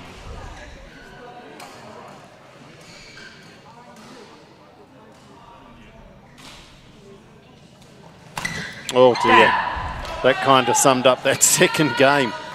That was just serve it up and duck because it was about to come flying Second game back won by past Plenty Bay Wales. Josh 11, Feng's 6. ear. 1 game all. So we go to a decider, and the Plenty Bay Wales desperately trying to stay in this tie. They must win this. Remember, they trail 3-love on the night, having won their first round and counter 6-love. So they're getting a decent look at both sides, aren't they? Well, I hope you're not superstitious, but the side the Tigers are on have won the last 6 sets. So from Edwards' last set through the whole of Courtney's game, through to the first 2 sets here, all been down the one end of the hall. So I guess if I'm going to choose my lotto numbers tonight, I want to go down that end and choose them down that end by the sounds of it. Can that happen though, Brent? In all seriousness, can there be a favoured end of the gym, of a venue? There can be in the bigger tournaments, but not in the halls that we have here. So we're in a condition here where it's pretty much the same. But when you do get into the big international stadiums, there is a little bit of wind or a little bit of drift, or often one end of the hall is going to be further away from the wall than the other, and you may struggle. Crowd at one end, not at the other, that sort of thing. Yeah. Oh, exactly. But in here, there's no difference. There's no reason why one end should be better than the other.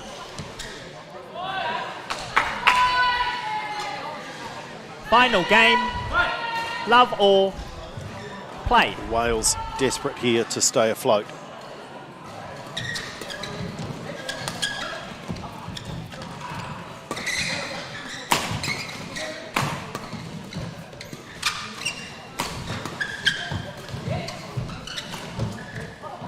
Oh, it's called long.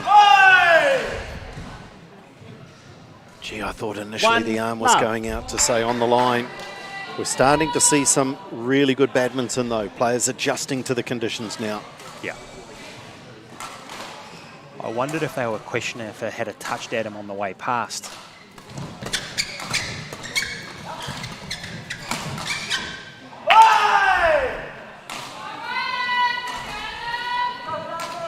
Two, love.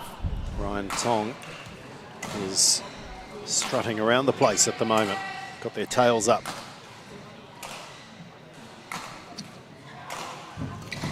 Fault. Service over. 1, 2.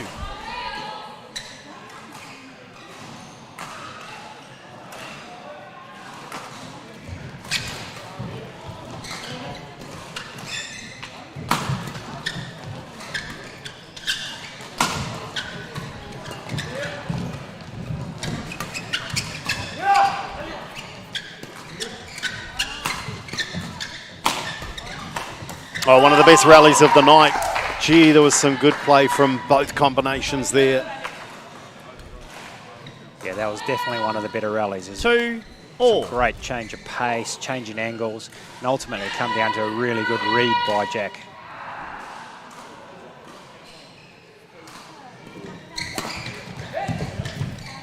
Fault. 3 straight points. 3, 2.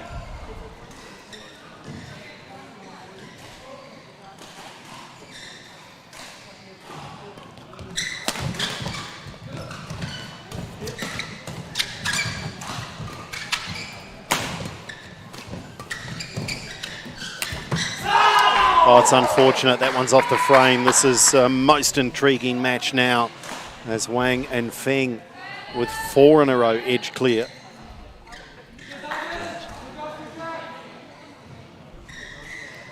Four, 2.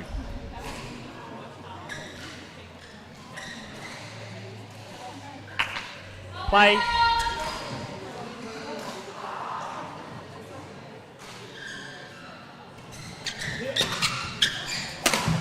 Oh, they lifted, and that was Service over. the death knell early in that rally. 3, 4.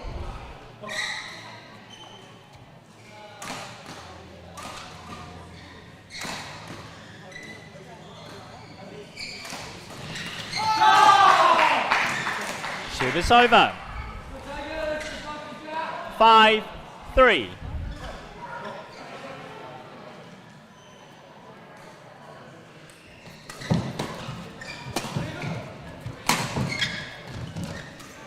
Fault. It's just caught the racket. Service over. Feng had to make a play at that. It was certainly 4, within his domain. 5.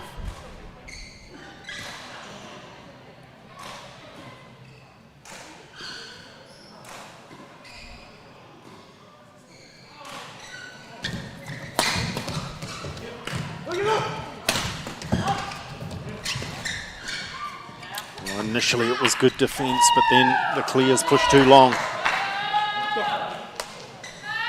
5 all.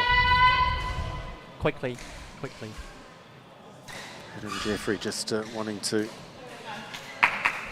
wipe the sweat off that racket hand. It is very, very warm and humid.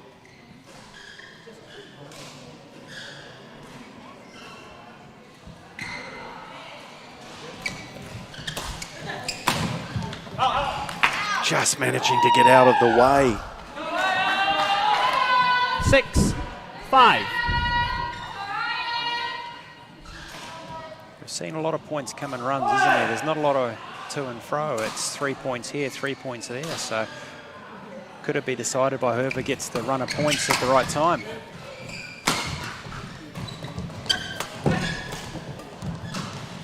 Fault. Service over. Well, that brings that little run to a halt, and we're level at 6 all. 6 all. I'm just trying to recall, Brent. Has either coach called a timeout? No, in this match. So they both have one up their sleeve, I think, don't they? I don't recall any using them. Out. Service over. 7-6. At the moment, I'm not sure that either coach necessarily has a need. Service over. This is just a very engrossing, tight 7 tussle. all. And I think they may well leave it to the players to fight it out.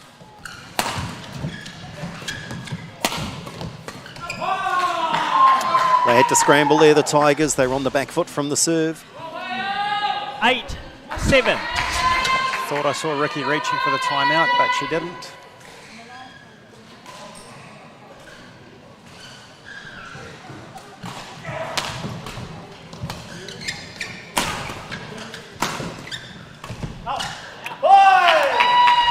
That's been the miss, hasn't it, tonight? That's the miss, Timeout. playing the flat shuttle, Tiger playing it Brokers, long Tigers. because of the speed that we've spoken about. And Bjorn is the first of the Zegermans to blink. He says, I'll have a chat. So too then does Ricky get the chance to have a chat to her charges. Just sort of a tight tussle. I mean, what's the decision here of Bjorn to call the timeout, do you think? Is it just to give them a breather, give them a chance to catch their breath? There's not much you can change here, is there, tactically? I think it's just really being composed and patient. What we've seen with the mistakes, I don't think it's due to the fast shuttles. I think it's just they're snatching at any sort of half opportunities, and maybe they just need to be a little bit more patient, set the rally up a little bit more before they go for it. With the tight nature of it, anytime there's a half opportunity, both teams are just throwing the kitchen sink at it. 8-all. Play. The tie very much in the balance here. The Tiger Brokers Tigers lead 3-love. Wales desperate to stay in the contest. Good hands, Adam Jeffrey. Good vocal cords, Ryan Tong. That was a fantastic serve for the situation. There's a lot of pressure on. He not only served it well, but he then got ready.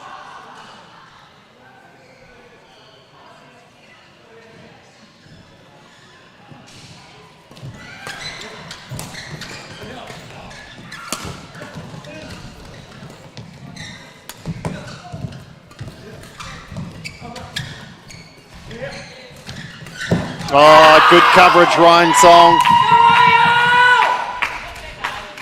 There's a lot of good work during that rally, but I have to say that serve by Adam really set it up for them again. 2 match points. This to keep the Wales in it.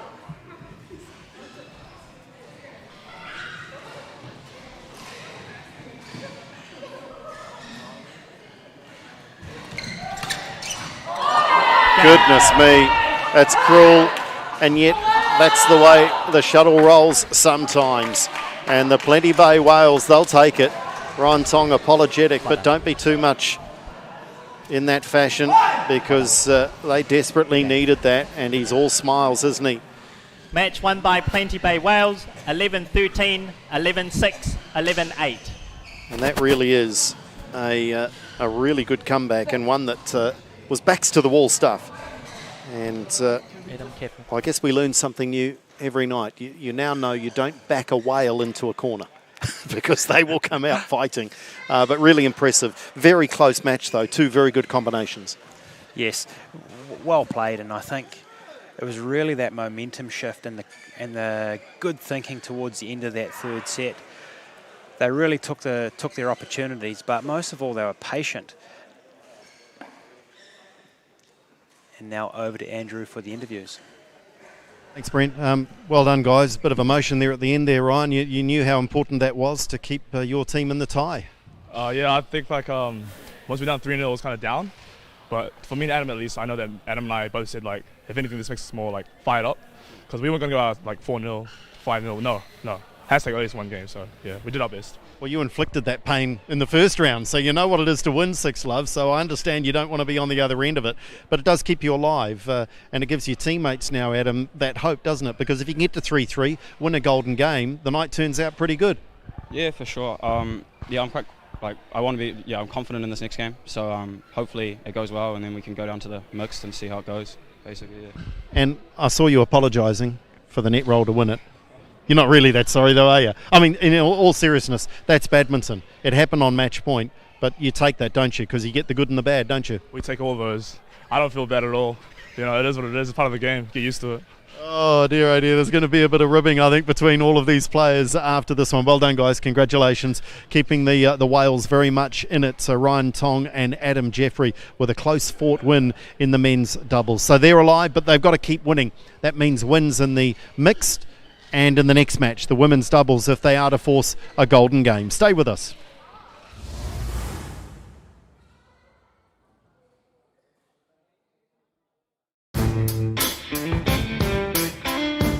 There's a lot to be said about you Kiwis.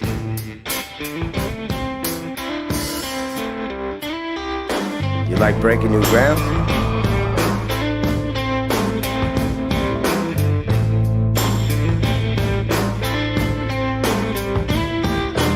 You're the best in your field.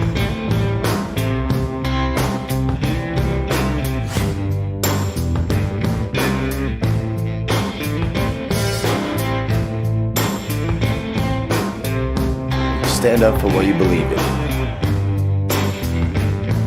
But when it comes to pizza, you can't beat authenticity. Sal's Authentic New York Pizza.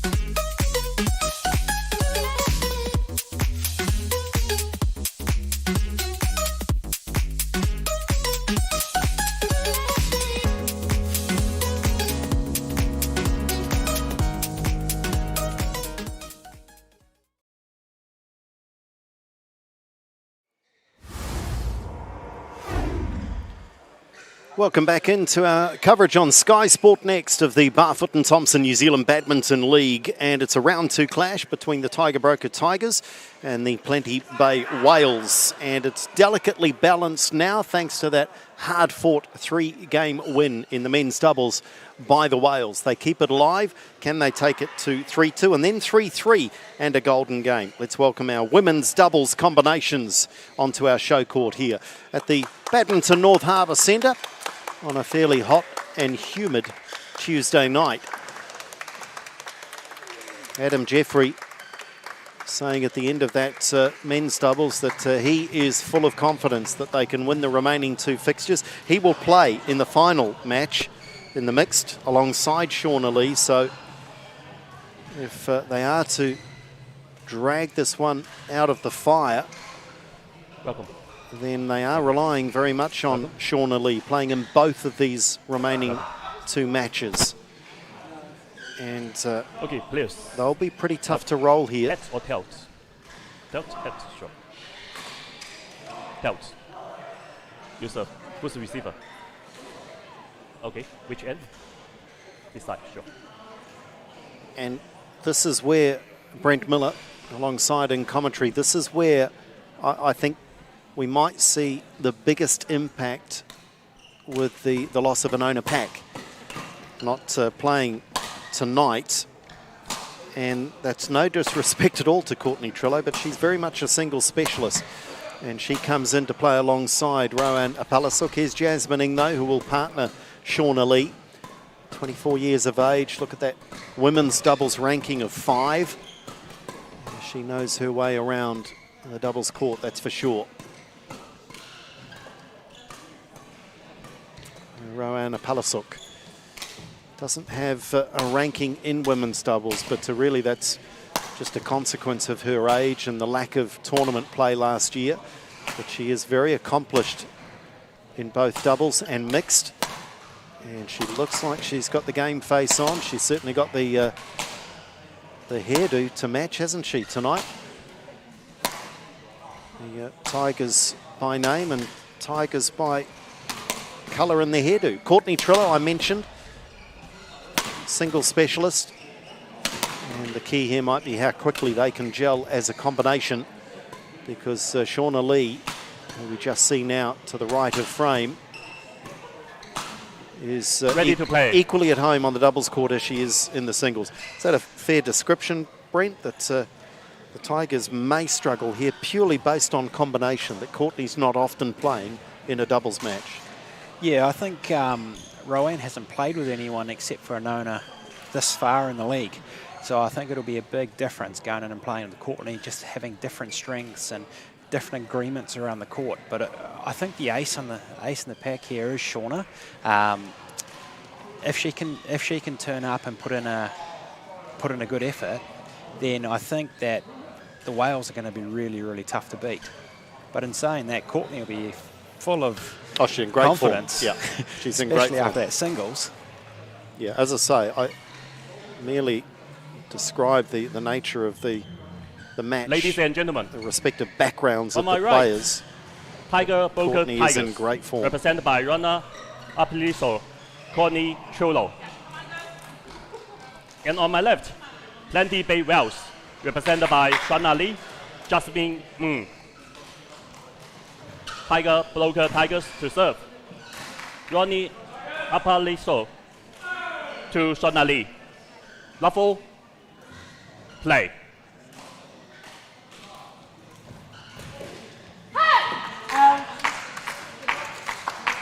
It's a good start there by the Wales. 1 love.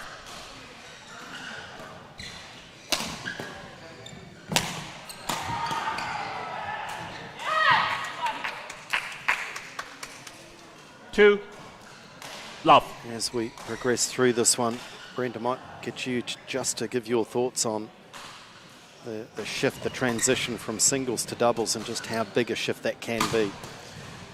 Well, I think the biggest thing is just how you defend and where the space is. So when you play singles, you have a little bit more time and you can swing the racket a little bit differently. When you get into the doubles, everything's so flat and fast, and love. You have obviously the second individual at the front of the court, which means that the way you defend has to be slightly different. You have it's over. 1, 3. You have to not only get it over, but you need to get your racket in a position where it can hit it. It's at over. The next one coming back very, very 4, quickly. 1. Lee and Ing, not surprisingly, have settled the quickest.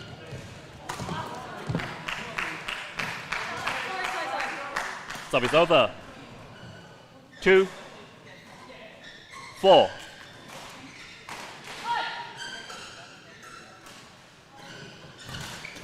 Well, Courtney would have definitely played the least amount of doubles at this level, but she also brings a little bit of unorthodox nature to it, which could make things a little bit interesting for the pair on the other side. 3, 4.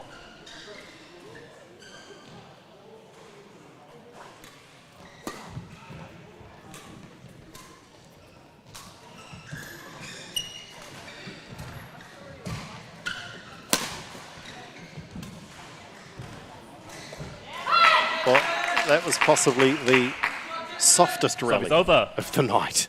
A lot of touch, a lot of taking the pace off the shuttle. It was interesting tactics there. I wonder what the Tigers are doing where they're trying to make them move the shuttle, because they definitely weren't trying to create a weak stroke. They were just simply moving around the court. Jasmine Ng is quick at the net. 6, 3. Well, you can see with the Wales, when they get the attack, they're a lot more direct. Often in doubles, what you're trying to do as the back player is create that weak opportunity for the front player to then win the point. But when you play soft, often you're not going to force that weak stroke. 7, 3.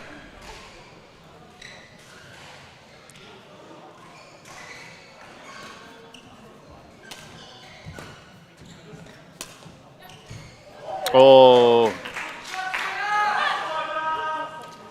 8, 3. It's the softest of net rolls.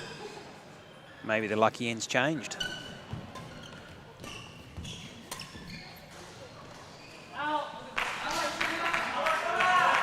Service over. 4, 8. Service 4, court. Too high. Service over. 9, 4.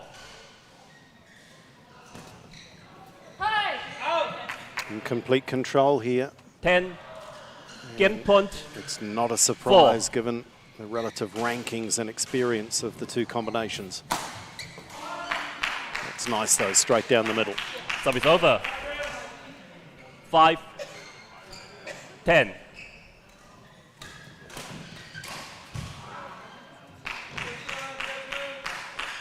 Six, 10.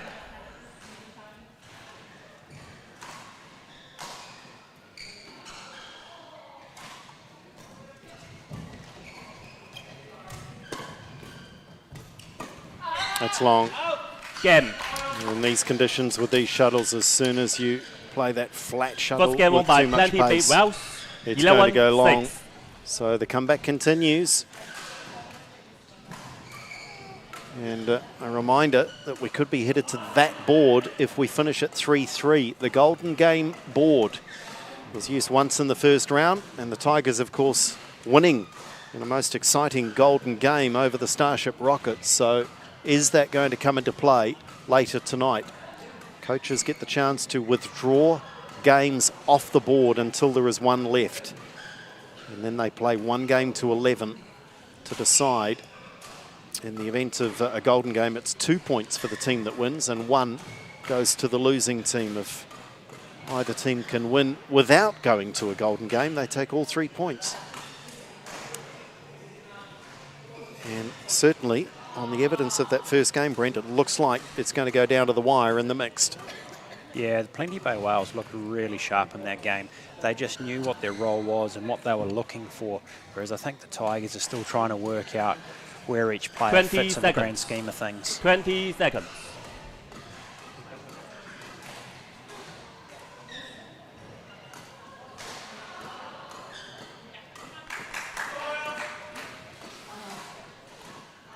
Second game. Love ready. Jasmine. Ready. Play. Jasmine not taking too much notice of the umpire there. Service over. 1. Love.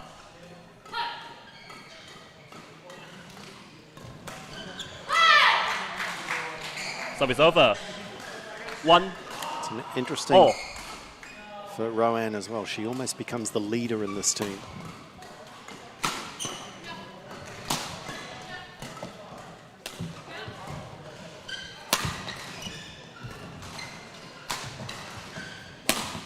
Yeah, that'll be a new role for her. When she plays with Nona, she very much moves around the Nona. Service over. 2-1.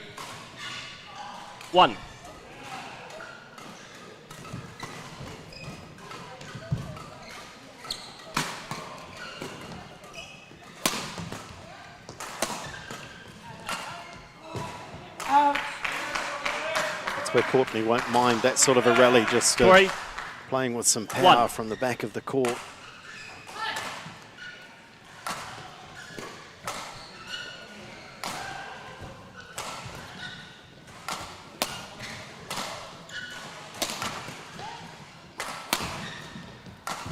Oh, and there's the lack of teamwork. I think Rowan's annoyed with herself for not taking control. They both thought about it, and then they both left it. Just me, sir.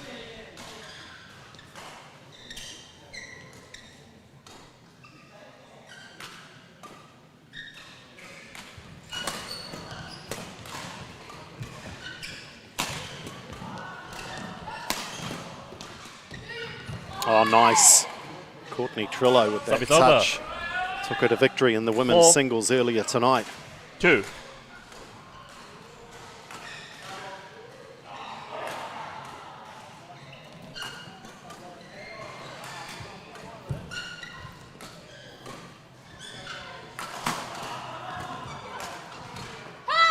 Oh, she was wishing that one long, Rowan. There's nothing like the look and then the shout. Yes, it's long. 2. Just help convince the line judge. 4. Service over. 3. 5. Although they lost the point there, I didn't mind that. It was quite good to see Rowan take a bit of a risk and try and come forward and put some pressure on. Let's see it again.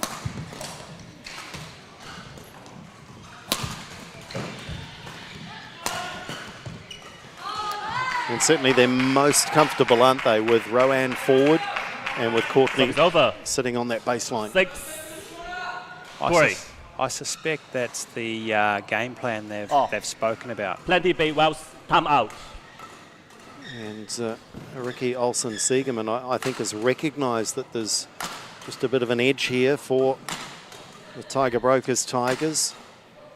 Bjorn has the chance to go in and just reinforce the good work that this combination are doing. It's been a really good reaction, going down in the first, but now in control in the second. Just look at Courtney. She's just listening to every word. Such a student of the game. What's worked really well this set is Courtney's kept a little bit more pace on from the back. 20 seconds. But Rowan just understands the angles it's going to come back at a little bit more, so she's making far more impact from the front of the court than Courtney was.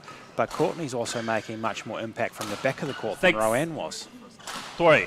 Yeah, certainly where their respective games are best suited. Yeah. Can they continue the momentum?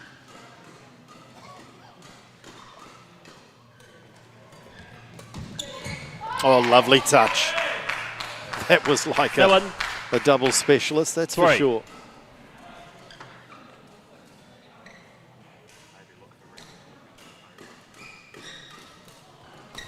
4. Just caught the frame of Palasuk's racket. 4. 7.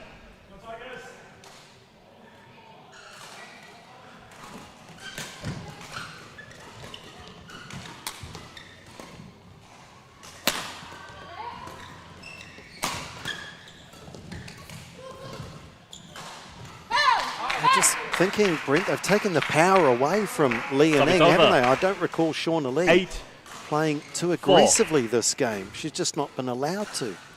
No, they've done a really good job of controlling the attack. And they're just shifting it around. There hasn't been anything that they can sort of latch on to. Service over. 5. 8. The Wales haven't really seen the top of the net at the front of the court.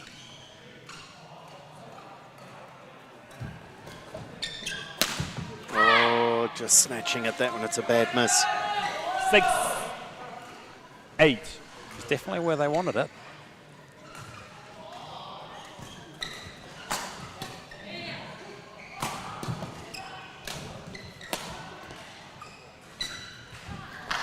Again, this time it's Ing with the shuttle. Service over. A long way beneath 9, the top of the net. 6.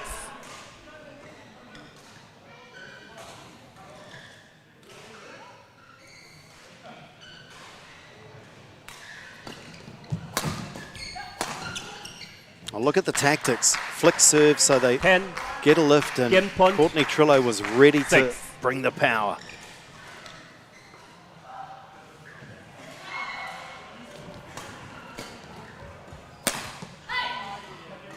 Service over. 7, 10.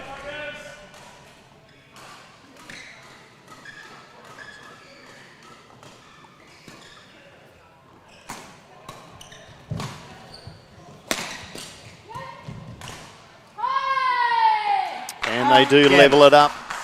And the unheralded pairing, reminding you that Second game an by owner Tiger pack Focus will Tigers. typically be 11, playing in 7. this match One game alongside all. Rowana Palasok. But she is away overseas, chasing her Olympic dream. And of course the Wales are missing from their side Oliver Leyden-Davis for the same reason. But Courtney Trillo, the single specialist thrown into this doubles pairing, looking more and more comfortable. The Wales, they've got to try and change the nature of the match, haven't they? They've got to try and dictate a little bit more. Yeah, I think they just need to take a couple more calculated risks here. What's happened is they've just sort of sat back and let the Tigers control. Someone needs to try and get forward and get some shuttle up in the air that they can start dictating on. They haven't really won the rallies, which means that typically whoever's on top of the net at the front of the court, they're the ones that's going to be winning the rallies. At the moment, the Wales aren't seeing any shuttle above the net at the front of the court. Thank you.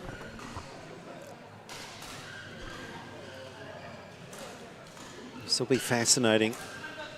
Any match like this where you've had a relatively comfortable game win apiece, you just wonder where the match will take us next.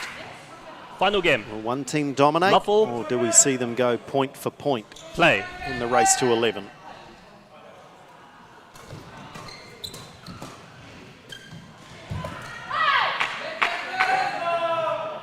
Service over. 1. Love.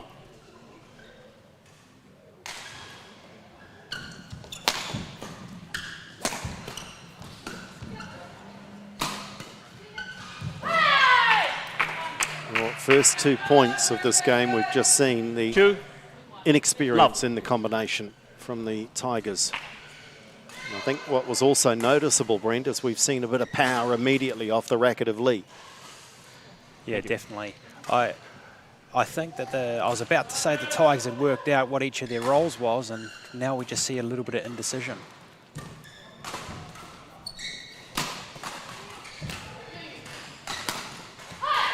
Well, again, that was another one. It was as 3. much about positioning as it was about the actual shot.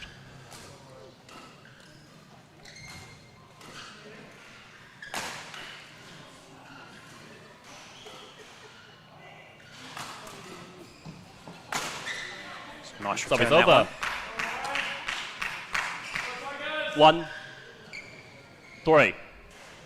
They need to stay close.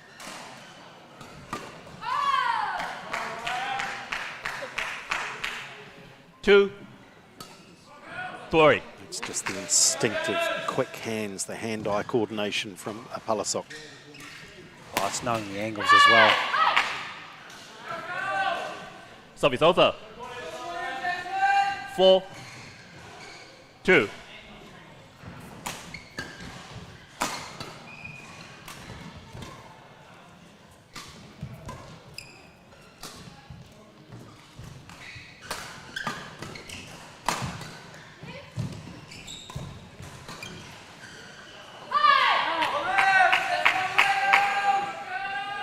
Five, 2.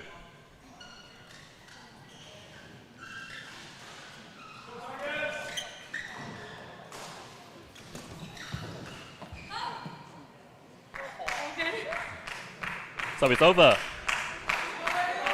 3, 5. It's 2 of the 3 points that have been gifted. They've been well placed, but They've still been gifted by the Wales leaving the shuttle alone. 5. And the lesson there might be, if in doubt, play the shuttle. 5. All.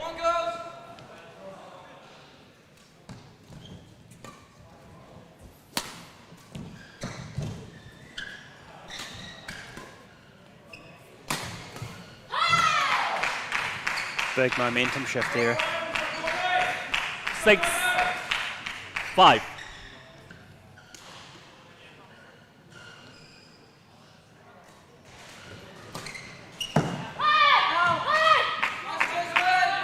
Service over. 6. All.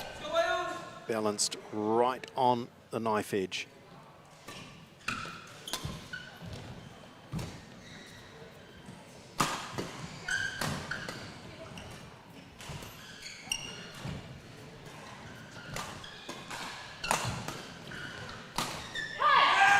Pulisic made to work an awful lot during that rally. 7. 6.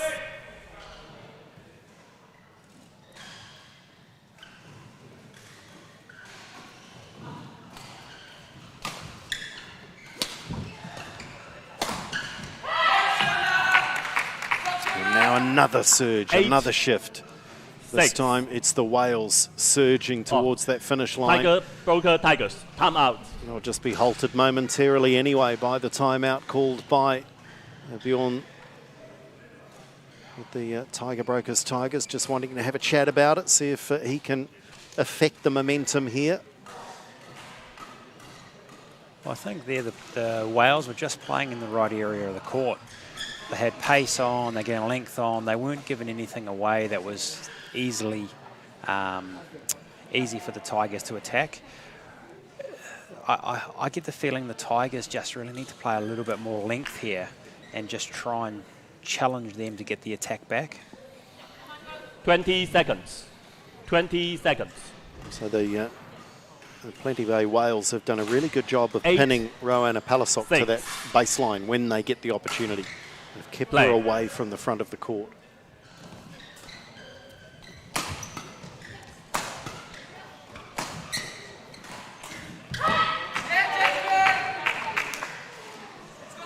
Nine, 6. She's shown some really good attack from the back row end, but she's not prepared to persevere with it. So after those first couple of smashes, she's just taking pace out. I think she just needs to keep going. Well, she may not 10, have much longer match to point, go. 6. Because the Plenty Bay Wales are about to drag this tie back to 3-2.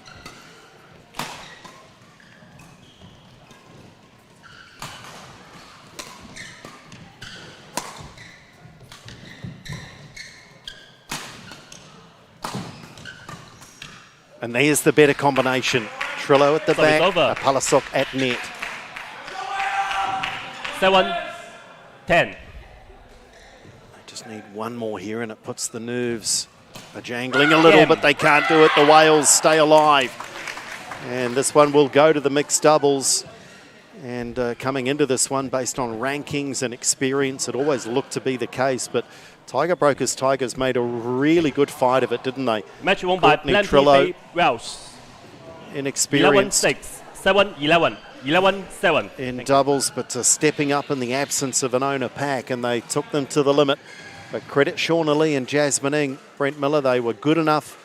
They turned it around and they just got that surge of momentum late in the third and deciding game. Oh, definitely. It was experience and the crucial points at the crucial time of the game. It could have gone anywhere, and just the experience to play in the right areas of the court at the right pace without overplaying your hand. Really, really, really well played there by the Plenty Bay Wales. And over to Andrew. Thanks, Brent. Well done, guys. They pushed you, didn't they, to the limits? That was a pretty tight tussle. Yeah, it was a difficult game for us, but we managed to pull it through in the end. It's good. Experience, how much does that count for in doubles when you perhaps know the combination, you know instinctively, you know where to go? How important is that in doubles compared to a singles player coming in to play doubles? I guess sometimes they throw in a bit more variety in their shots, like cross courts and stuff that we usually don't play. So it's kind of nice to have a change of rhythm and give it a go. Good stuff. I won't keep you long because I know you've got one more to go. Can you take this to a golden game? Let's hope so.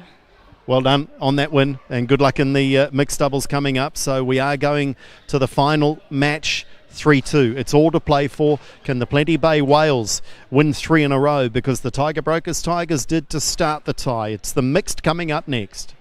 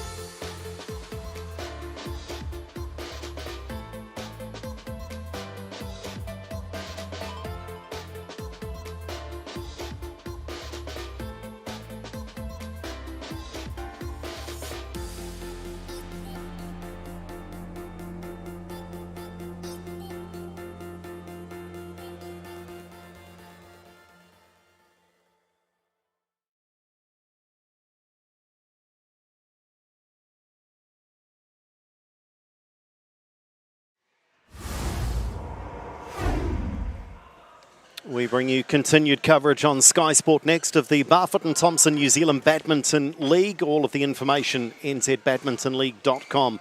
Make sure you follow all of the news, all of the updates, all of the latest. And the latest here is that the Plenty Bay New Zealand Whales have taken this tie to the final, regular match of the night. They trailed 3-love. They've won the last 2. So the mixed doubles is very much alive for the Whales, but they must win to take this to a golden game. And on paper, they're probably the underdogs. Let's welcome our mixed doubles players onto our show court here tonight. Is this the final match tonight, or do we go to a golden game? Edward Lau and Rowan Apalasok is backing up, and Adam Jeffrey, and so too Shauna Lee backing up. So both of the women backing up from their doubles. And Edward Lau tonight, having already, he's had the winning touch, hasn't he, in the 3v3 and then the singles. Shauna Lee is 1 win, 1 loss tonight. Adam Jeffries in the same category, losing in the 3v3 and winning in the men's doubles. So Green court. most of these players out on court here, Black. Brent Miller, they tasted a little success and a little disappointment tonight. Who do you favour here going into the mixed? I think it's going to be close, but if I was a betting man, I'd be putting my money on the Tigers. So Shauna Lee and Adam Jeffrey, can they complete the comeback? Complete in the sense that take it to 3-3 and at least get to a golden game.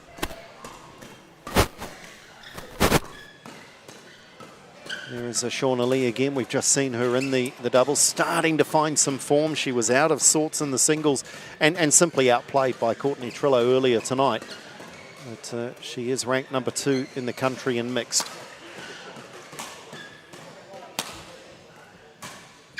Edward Lau at 20 years of age, ranked number 1 in mixed doubles. And Brent, you were just saying off air that if there's someone to fight for your life on behalf of you, you fancy Edward Lau being out there. He's got that mentality, hasn't he? Yeah, he just seems to get the job done. And looking back at the final last year, he was one of the players that just won the critical games, and he knows how to find the finish line. Joanna Palasok at 7th in the rankings in the mixed. So she is going to be a more than capable ally alongside Lau. And Adam Jeffrey, just at 19 years of age. And he brings a ranking of 14 into this one. So based on rankings, based on form, it's hard to not argue a case for the Tigers, but we've already seen upsets tonight. We've seen upsets already in this Barfoot and Thompson New Zealand League this season. And you just know that Jeffrey and Lee will be doing everything in their power to take this to a golden game. We're back tomorrow night, of course. We'll do a little about that later on this evening, but back tomorrow night at 7 o'clock. Make sure you join us, or if you'd like to come and see this top-level badminton live, then please do come and join us at the Badminton North Harbour Centre in Forest Hill.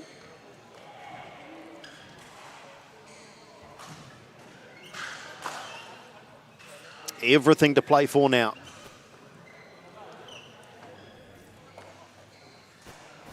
Gentlemen.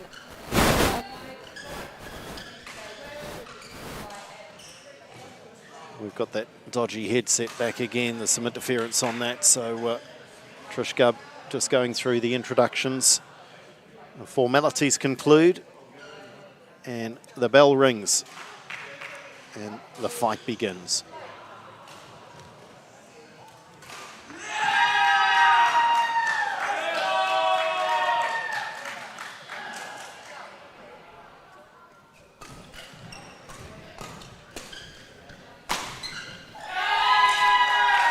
Here, the support led by Jasmine Ng, Ryan Tong, Love.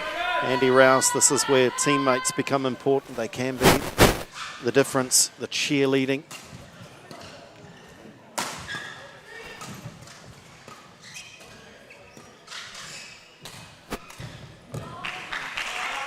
Tigers on the board. Service over. 1, 2. I like what I've seen from the Wales in the first 3 points here. Rowan's rushed forward really, really fast early, and I just feel that the Wales have played the rally on its merits so far. And I know they've made a mistake and it's very even, but they just seem to be approaching it the right way to start with.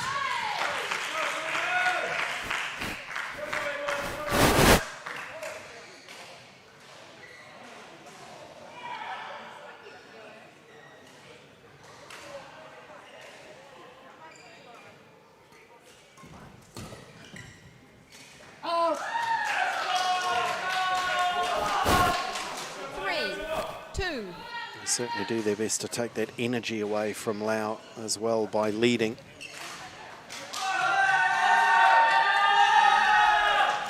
Four, two.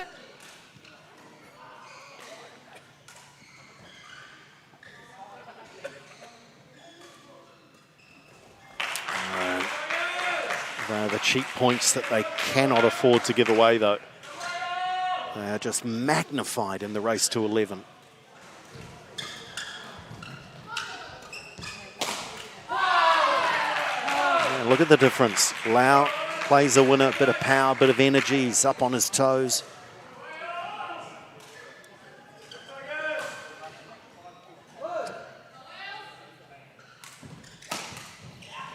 It's equally impressive from Adam Jeffrey. Really good return. This game could be decided by whoever serves the best here.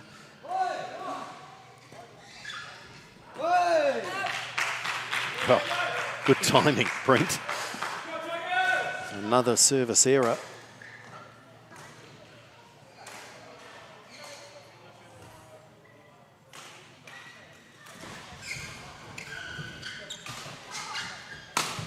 Jeffrey's power. It's been crucial through the early stages. He did a really good job the shot before he finished it off. He's taken the mid-court super early, which means that it's putting the Tigers on defence. Ultimately, the structure of how they can play this game is going to be really, really important, because Sean are coming from more of a singles background. If they're forced into sides to defend, that'll heavily favour the Tigers. Likewise, if they can sort of set up and get Rowan on one side of the court, it's going to be a huge advantage if you've got that whole side to attack at it.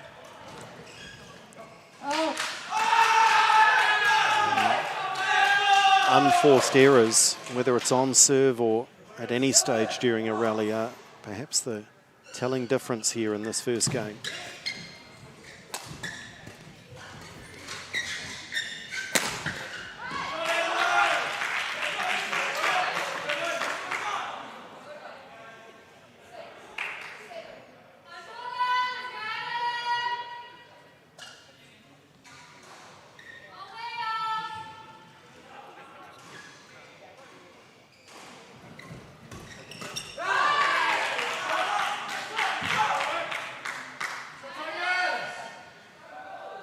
Back level again. None of them have really settled.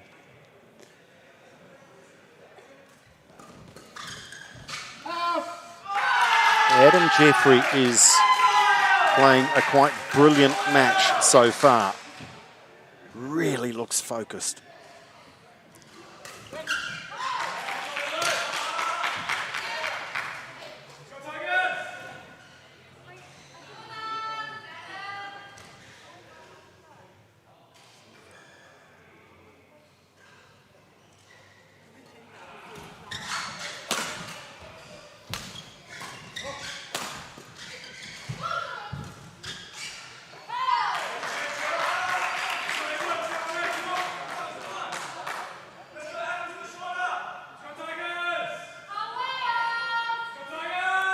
Lau just taking time to settle, knowing how big this next serve is.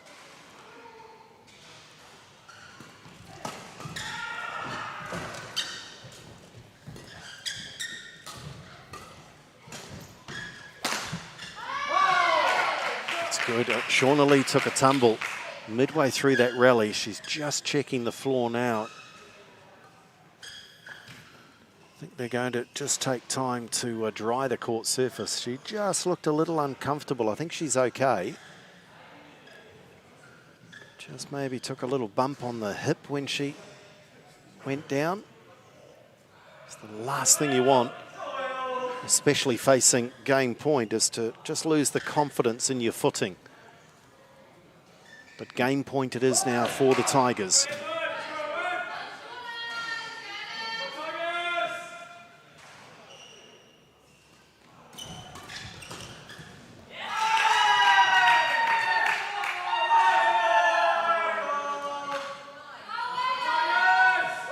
Big serve coming up right now.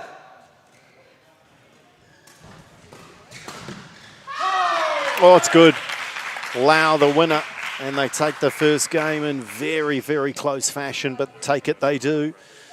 And the Tiger Brokers Tigers, Edward Lau was out there in the first match of the night, the 3v3, getting his side off to the best possible start. Can he and Rowan Palasok, who was also in that 3v3. Can they wrap it up? Can they bring it home? Very little between the two teams. I thought Jeffrey really stepped up. It's just a case of the brilliance off the racket of Lau there, perhaps deciding which way the game went. Yeah, like we talked about before the game, Edward just knows where the finish line is, and I think both the Wales had patches where they played really, really well, but there was also patches where there was a lot of errors. So it's just trying to find that consistency. Well, coming up, we have more great action tomorrow night. The Jazz Apple Apples. They're just delightful apples. Up against the Starship Foundation Rockets. That's 7 o'clock tomorrow night, same venue. And we'll bring you that coverage on Sky Sport Next. Remember, visit nzbadmintonleague.com for all information around this wonderfully innovative competition born out of COVID.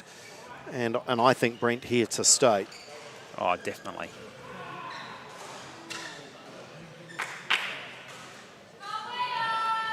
Right, the coaches have had a chance to have an influence.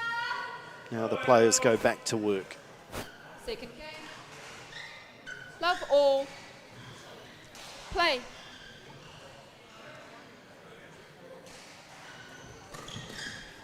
Jeffrey again has just been all over the net on service return.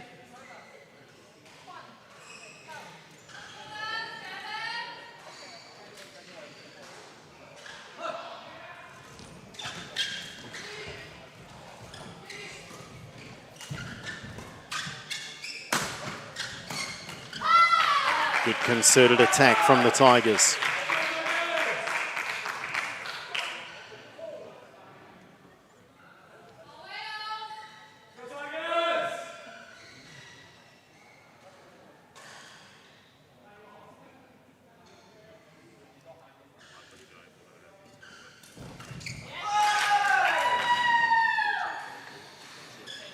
Just has that feeling, doesn't it, that this is going to go down to the wire.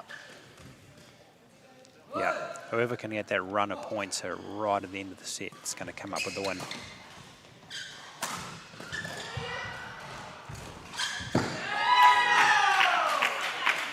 One of the toughest shots in the game, and Lau brave enough to try it, just unable to execute on that occasion.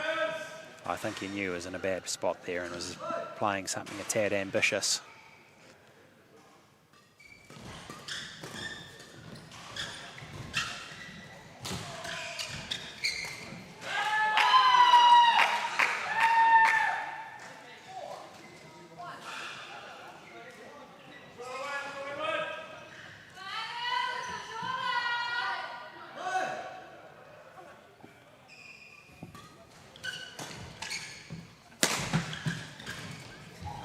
Oh, that is quality.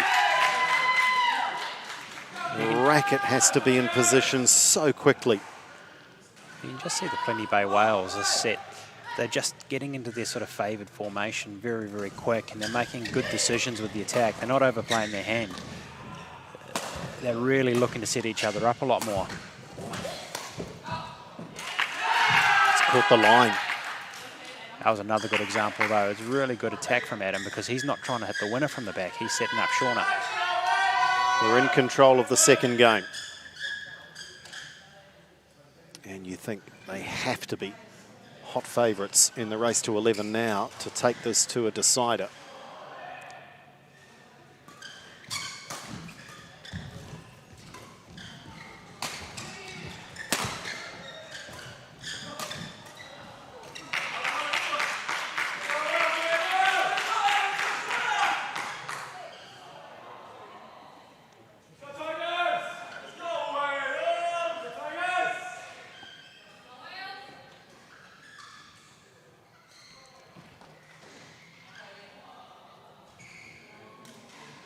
Regardless of how this all ends up, Brent, you have to be thinking about now of the Crystal Ashley Designs MVP. Now, that's not an invitation for you to give any hints at the moment, but I'm sure there are a couple of contenders. It may well depend on which way this tie ultimately heads.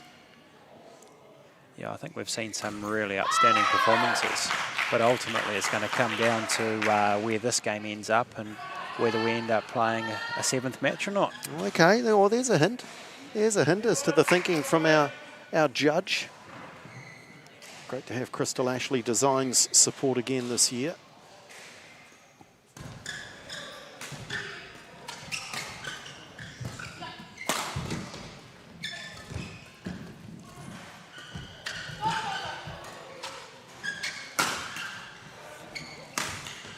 Well, we're seeing some of the best badminton of the night now. As the intensity dials up, so does the quality.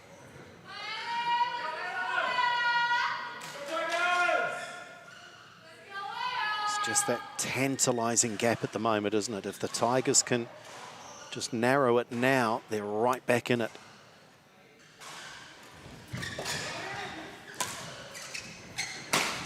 Oh, good scrambling from Palasok to keep them alive in that point.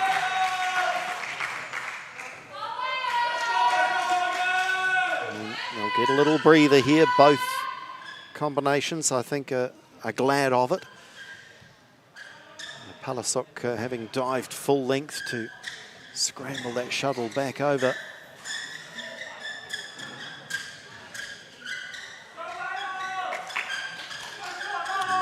All of a sudden, it's just the body language of the Wales just highlighting really that momentum's just swung against them, even though they lead 7-5. Well, it's so important that they're playing what's in front of them and not worrying about what's happening on the scoreboard, because that can be a big, big distraction.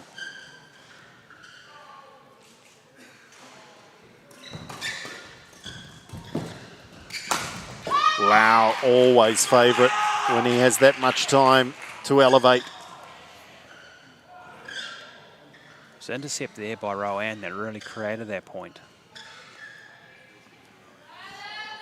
This is a remarkable turnaround. They were 6-1 down, the Tigers.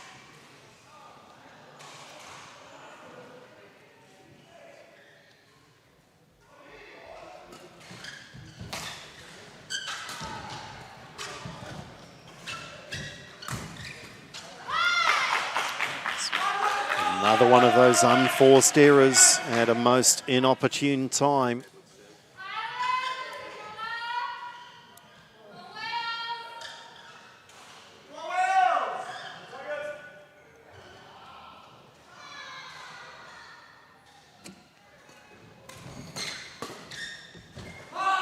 It's long. Goodness me, they've really flexed their muscles here of the Tigers. And timeout is called, so not surprising given we are now approaching a critical juncture in this game, this match, and the tie. Edward Lau and Rowan Palasok have forced this timeout because all of a sudden Adam Jeffrey and Shauna Lee, they just looked as though they were up 7-5, Brent. They were up 7-5 on the scoreboard, but they looked like they were down. It was just that run of points. Mentally, I think they've allowed the Tigers to get into their heads. Yeah, they've just lost their formation.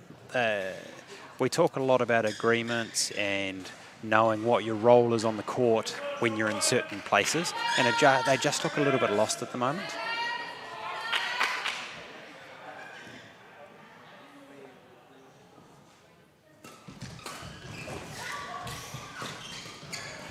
Oh, what scrambling, but couldn't get them out of that one on that occasion. Wales, that was a much-needed point. And often that's all that it's going to take to swing the momentum. When you're losing points, it's easy to see the bad side of where everything is, but when you start winning points, no matter how you get them, that can change your fortune something quick.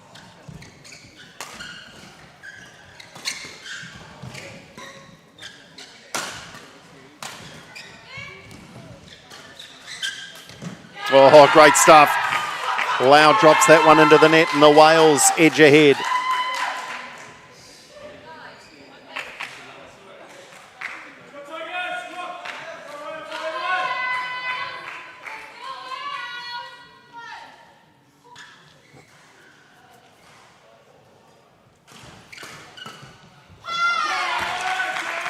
Lau this time with a clean winner.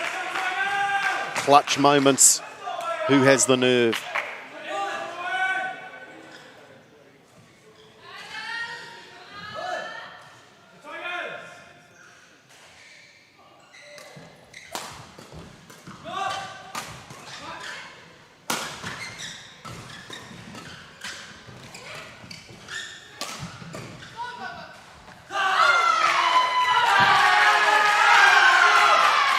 What's the call? It's been called good from the chair. It's been called good from the chair. Initially, Palasuk could not believe what she saw. But the decision was then turned around, and this is match point and tie point.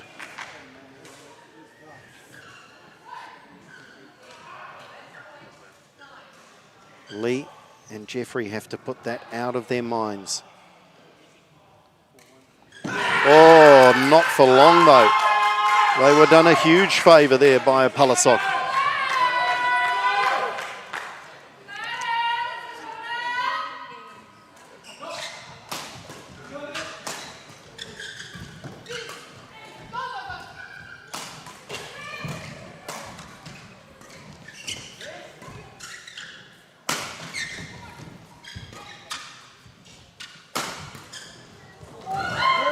Oh, brilliant stuff.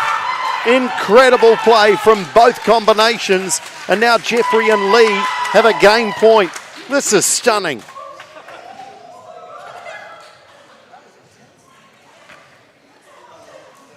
Lau throwing himself all over the court. I reckon he ran a sub 4-minute mile there. Shauna Lee was down on the deck at one stage. Absolutely nothing being left in the tank here.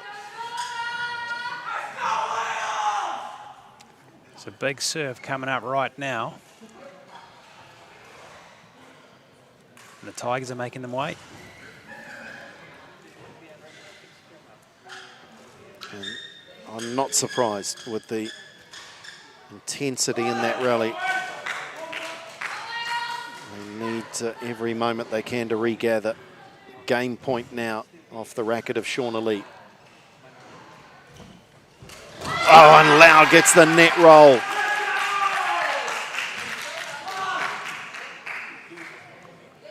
The big points and the big moments.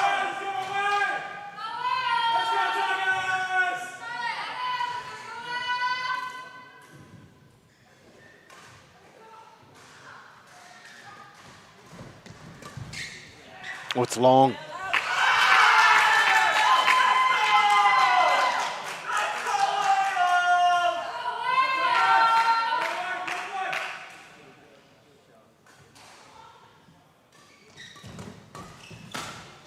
Oh, brilliant Lau. What a finale, if indeed it is a finale tonight. Remember, if the Whales can win, we go to a golden game. That's how close the Tigers are to wrapping this up 4-2. If they can win here, they need the next 2 points.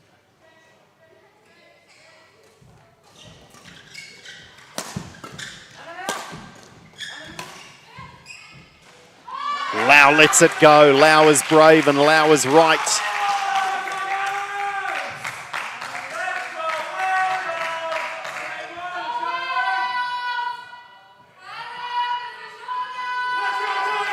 Palasuk, on the last occasion, served up a fault. She goes the flick.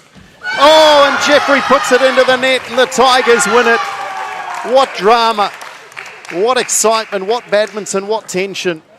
What a match between these two combinations.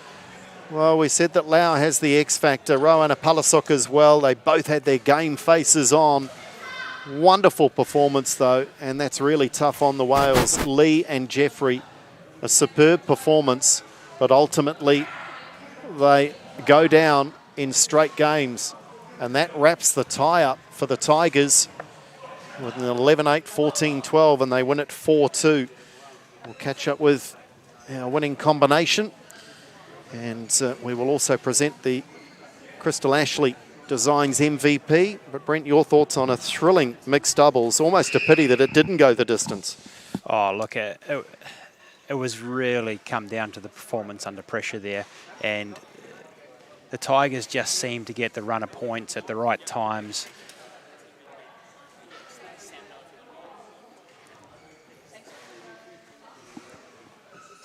And we're just about to hand over to Andrew with the winners.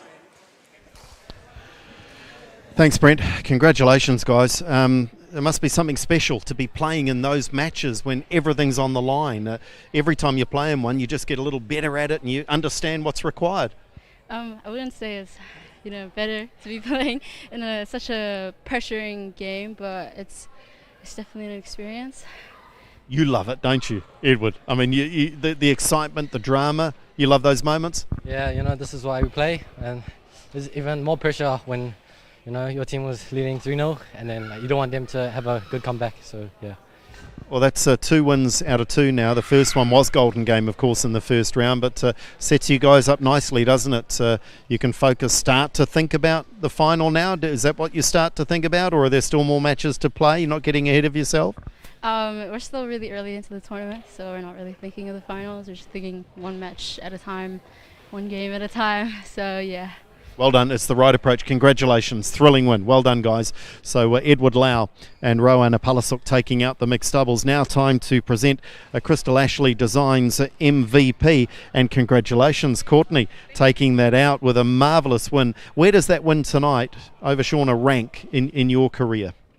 Pretty highly. Yeah, I think it's right up there with last year's final, the game against Sally. It's probably up there with that one too. Always good to beat the number one, isn't it? Yep, that was good, but luckily it's not to 21 because I don't know if I would last that long. Well, I mean, but that's the nature of it. You take advantage of the format and you play to your strengths. How much has this competition developed you as a player, last season and this? I think my confidence definitely developed. I just think I believe in myself more, and I can get out there and win. Yeah. Well, that's proof of it. Well done. Congratulations. Crystal Ashley Designs MVP, Courtney Trillo, with her award, and handed out by the man that's about to join me now to wrap things up tonight. Brent, thrilling tie. I don't know that any of us saw the Tigers going out 3-love, and then the drama in the mixed. It's just great badminton, isn't it? Oh, it was fantastic. I don't think anyone expected Courtney to get up. So when that happened, it just totally swung where everyone thought it was going to be and put a huge amount of pressure on the Wales. But to the Wales' credit, they nearly got there. Yeah, they certainly fought back bravely. And of course, they're not out of this competition by any means. With a 6-love win in the first round, they can bounce back. I'm sure they'll be delighted when they do see Oliver Leyden-Davis come back through and get out of quarantine, and likewise for the Tigers and Ona Pack. But it's a good test of depth as well, isn't it? And opportunities for other players. Oh, definitely. The fact that all the young players stood up for the Tigers was really, really good. And when they get a Nona back, think of how much stronger they're going to be as well. As much as the Wales didn't quite get there, when Ollie comes back as well, they'll be in a good position. Good stuff, Brent. Thanks for your time tonight. We'll be back again tomorrow to do it all again when the Apples go up against the Rockets. Yes, I love this league and the sponsors and their involvement. So more great badminton action coming your way tomorrow night, 7 o'clock on Sky Sport Next. But in the meantime, it's farewell tonight with a victory 4-2 for the Tigers.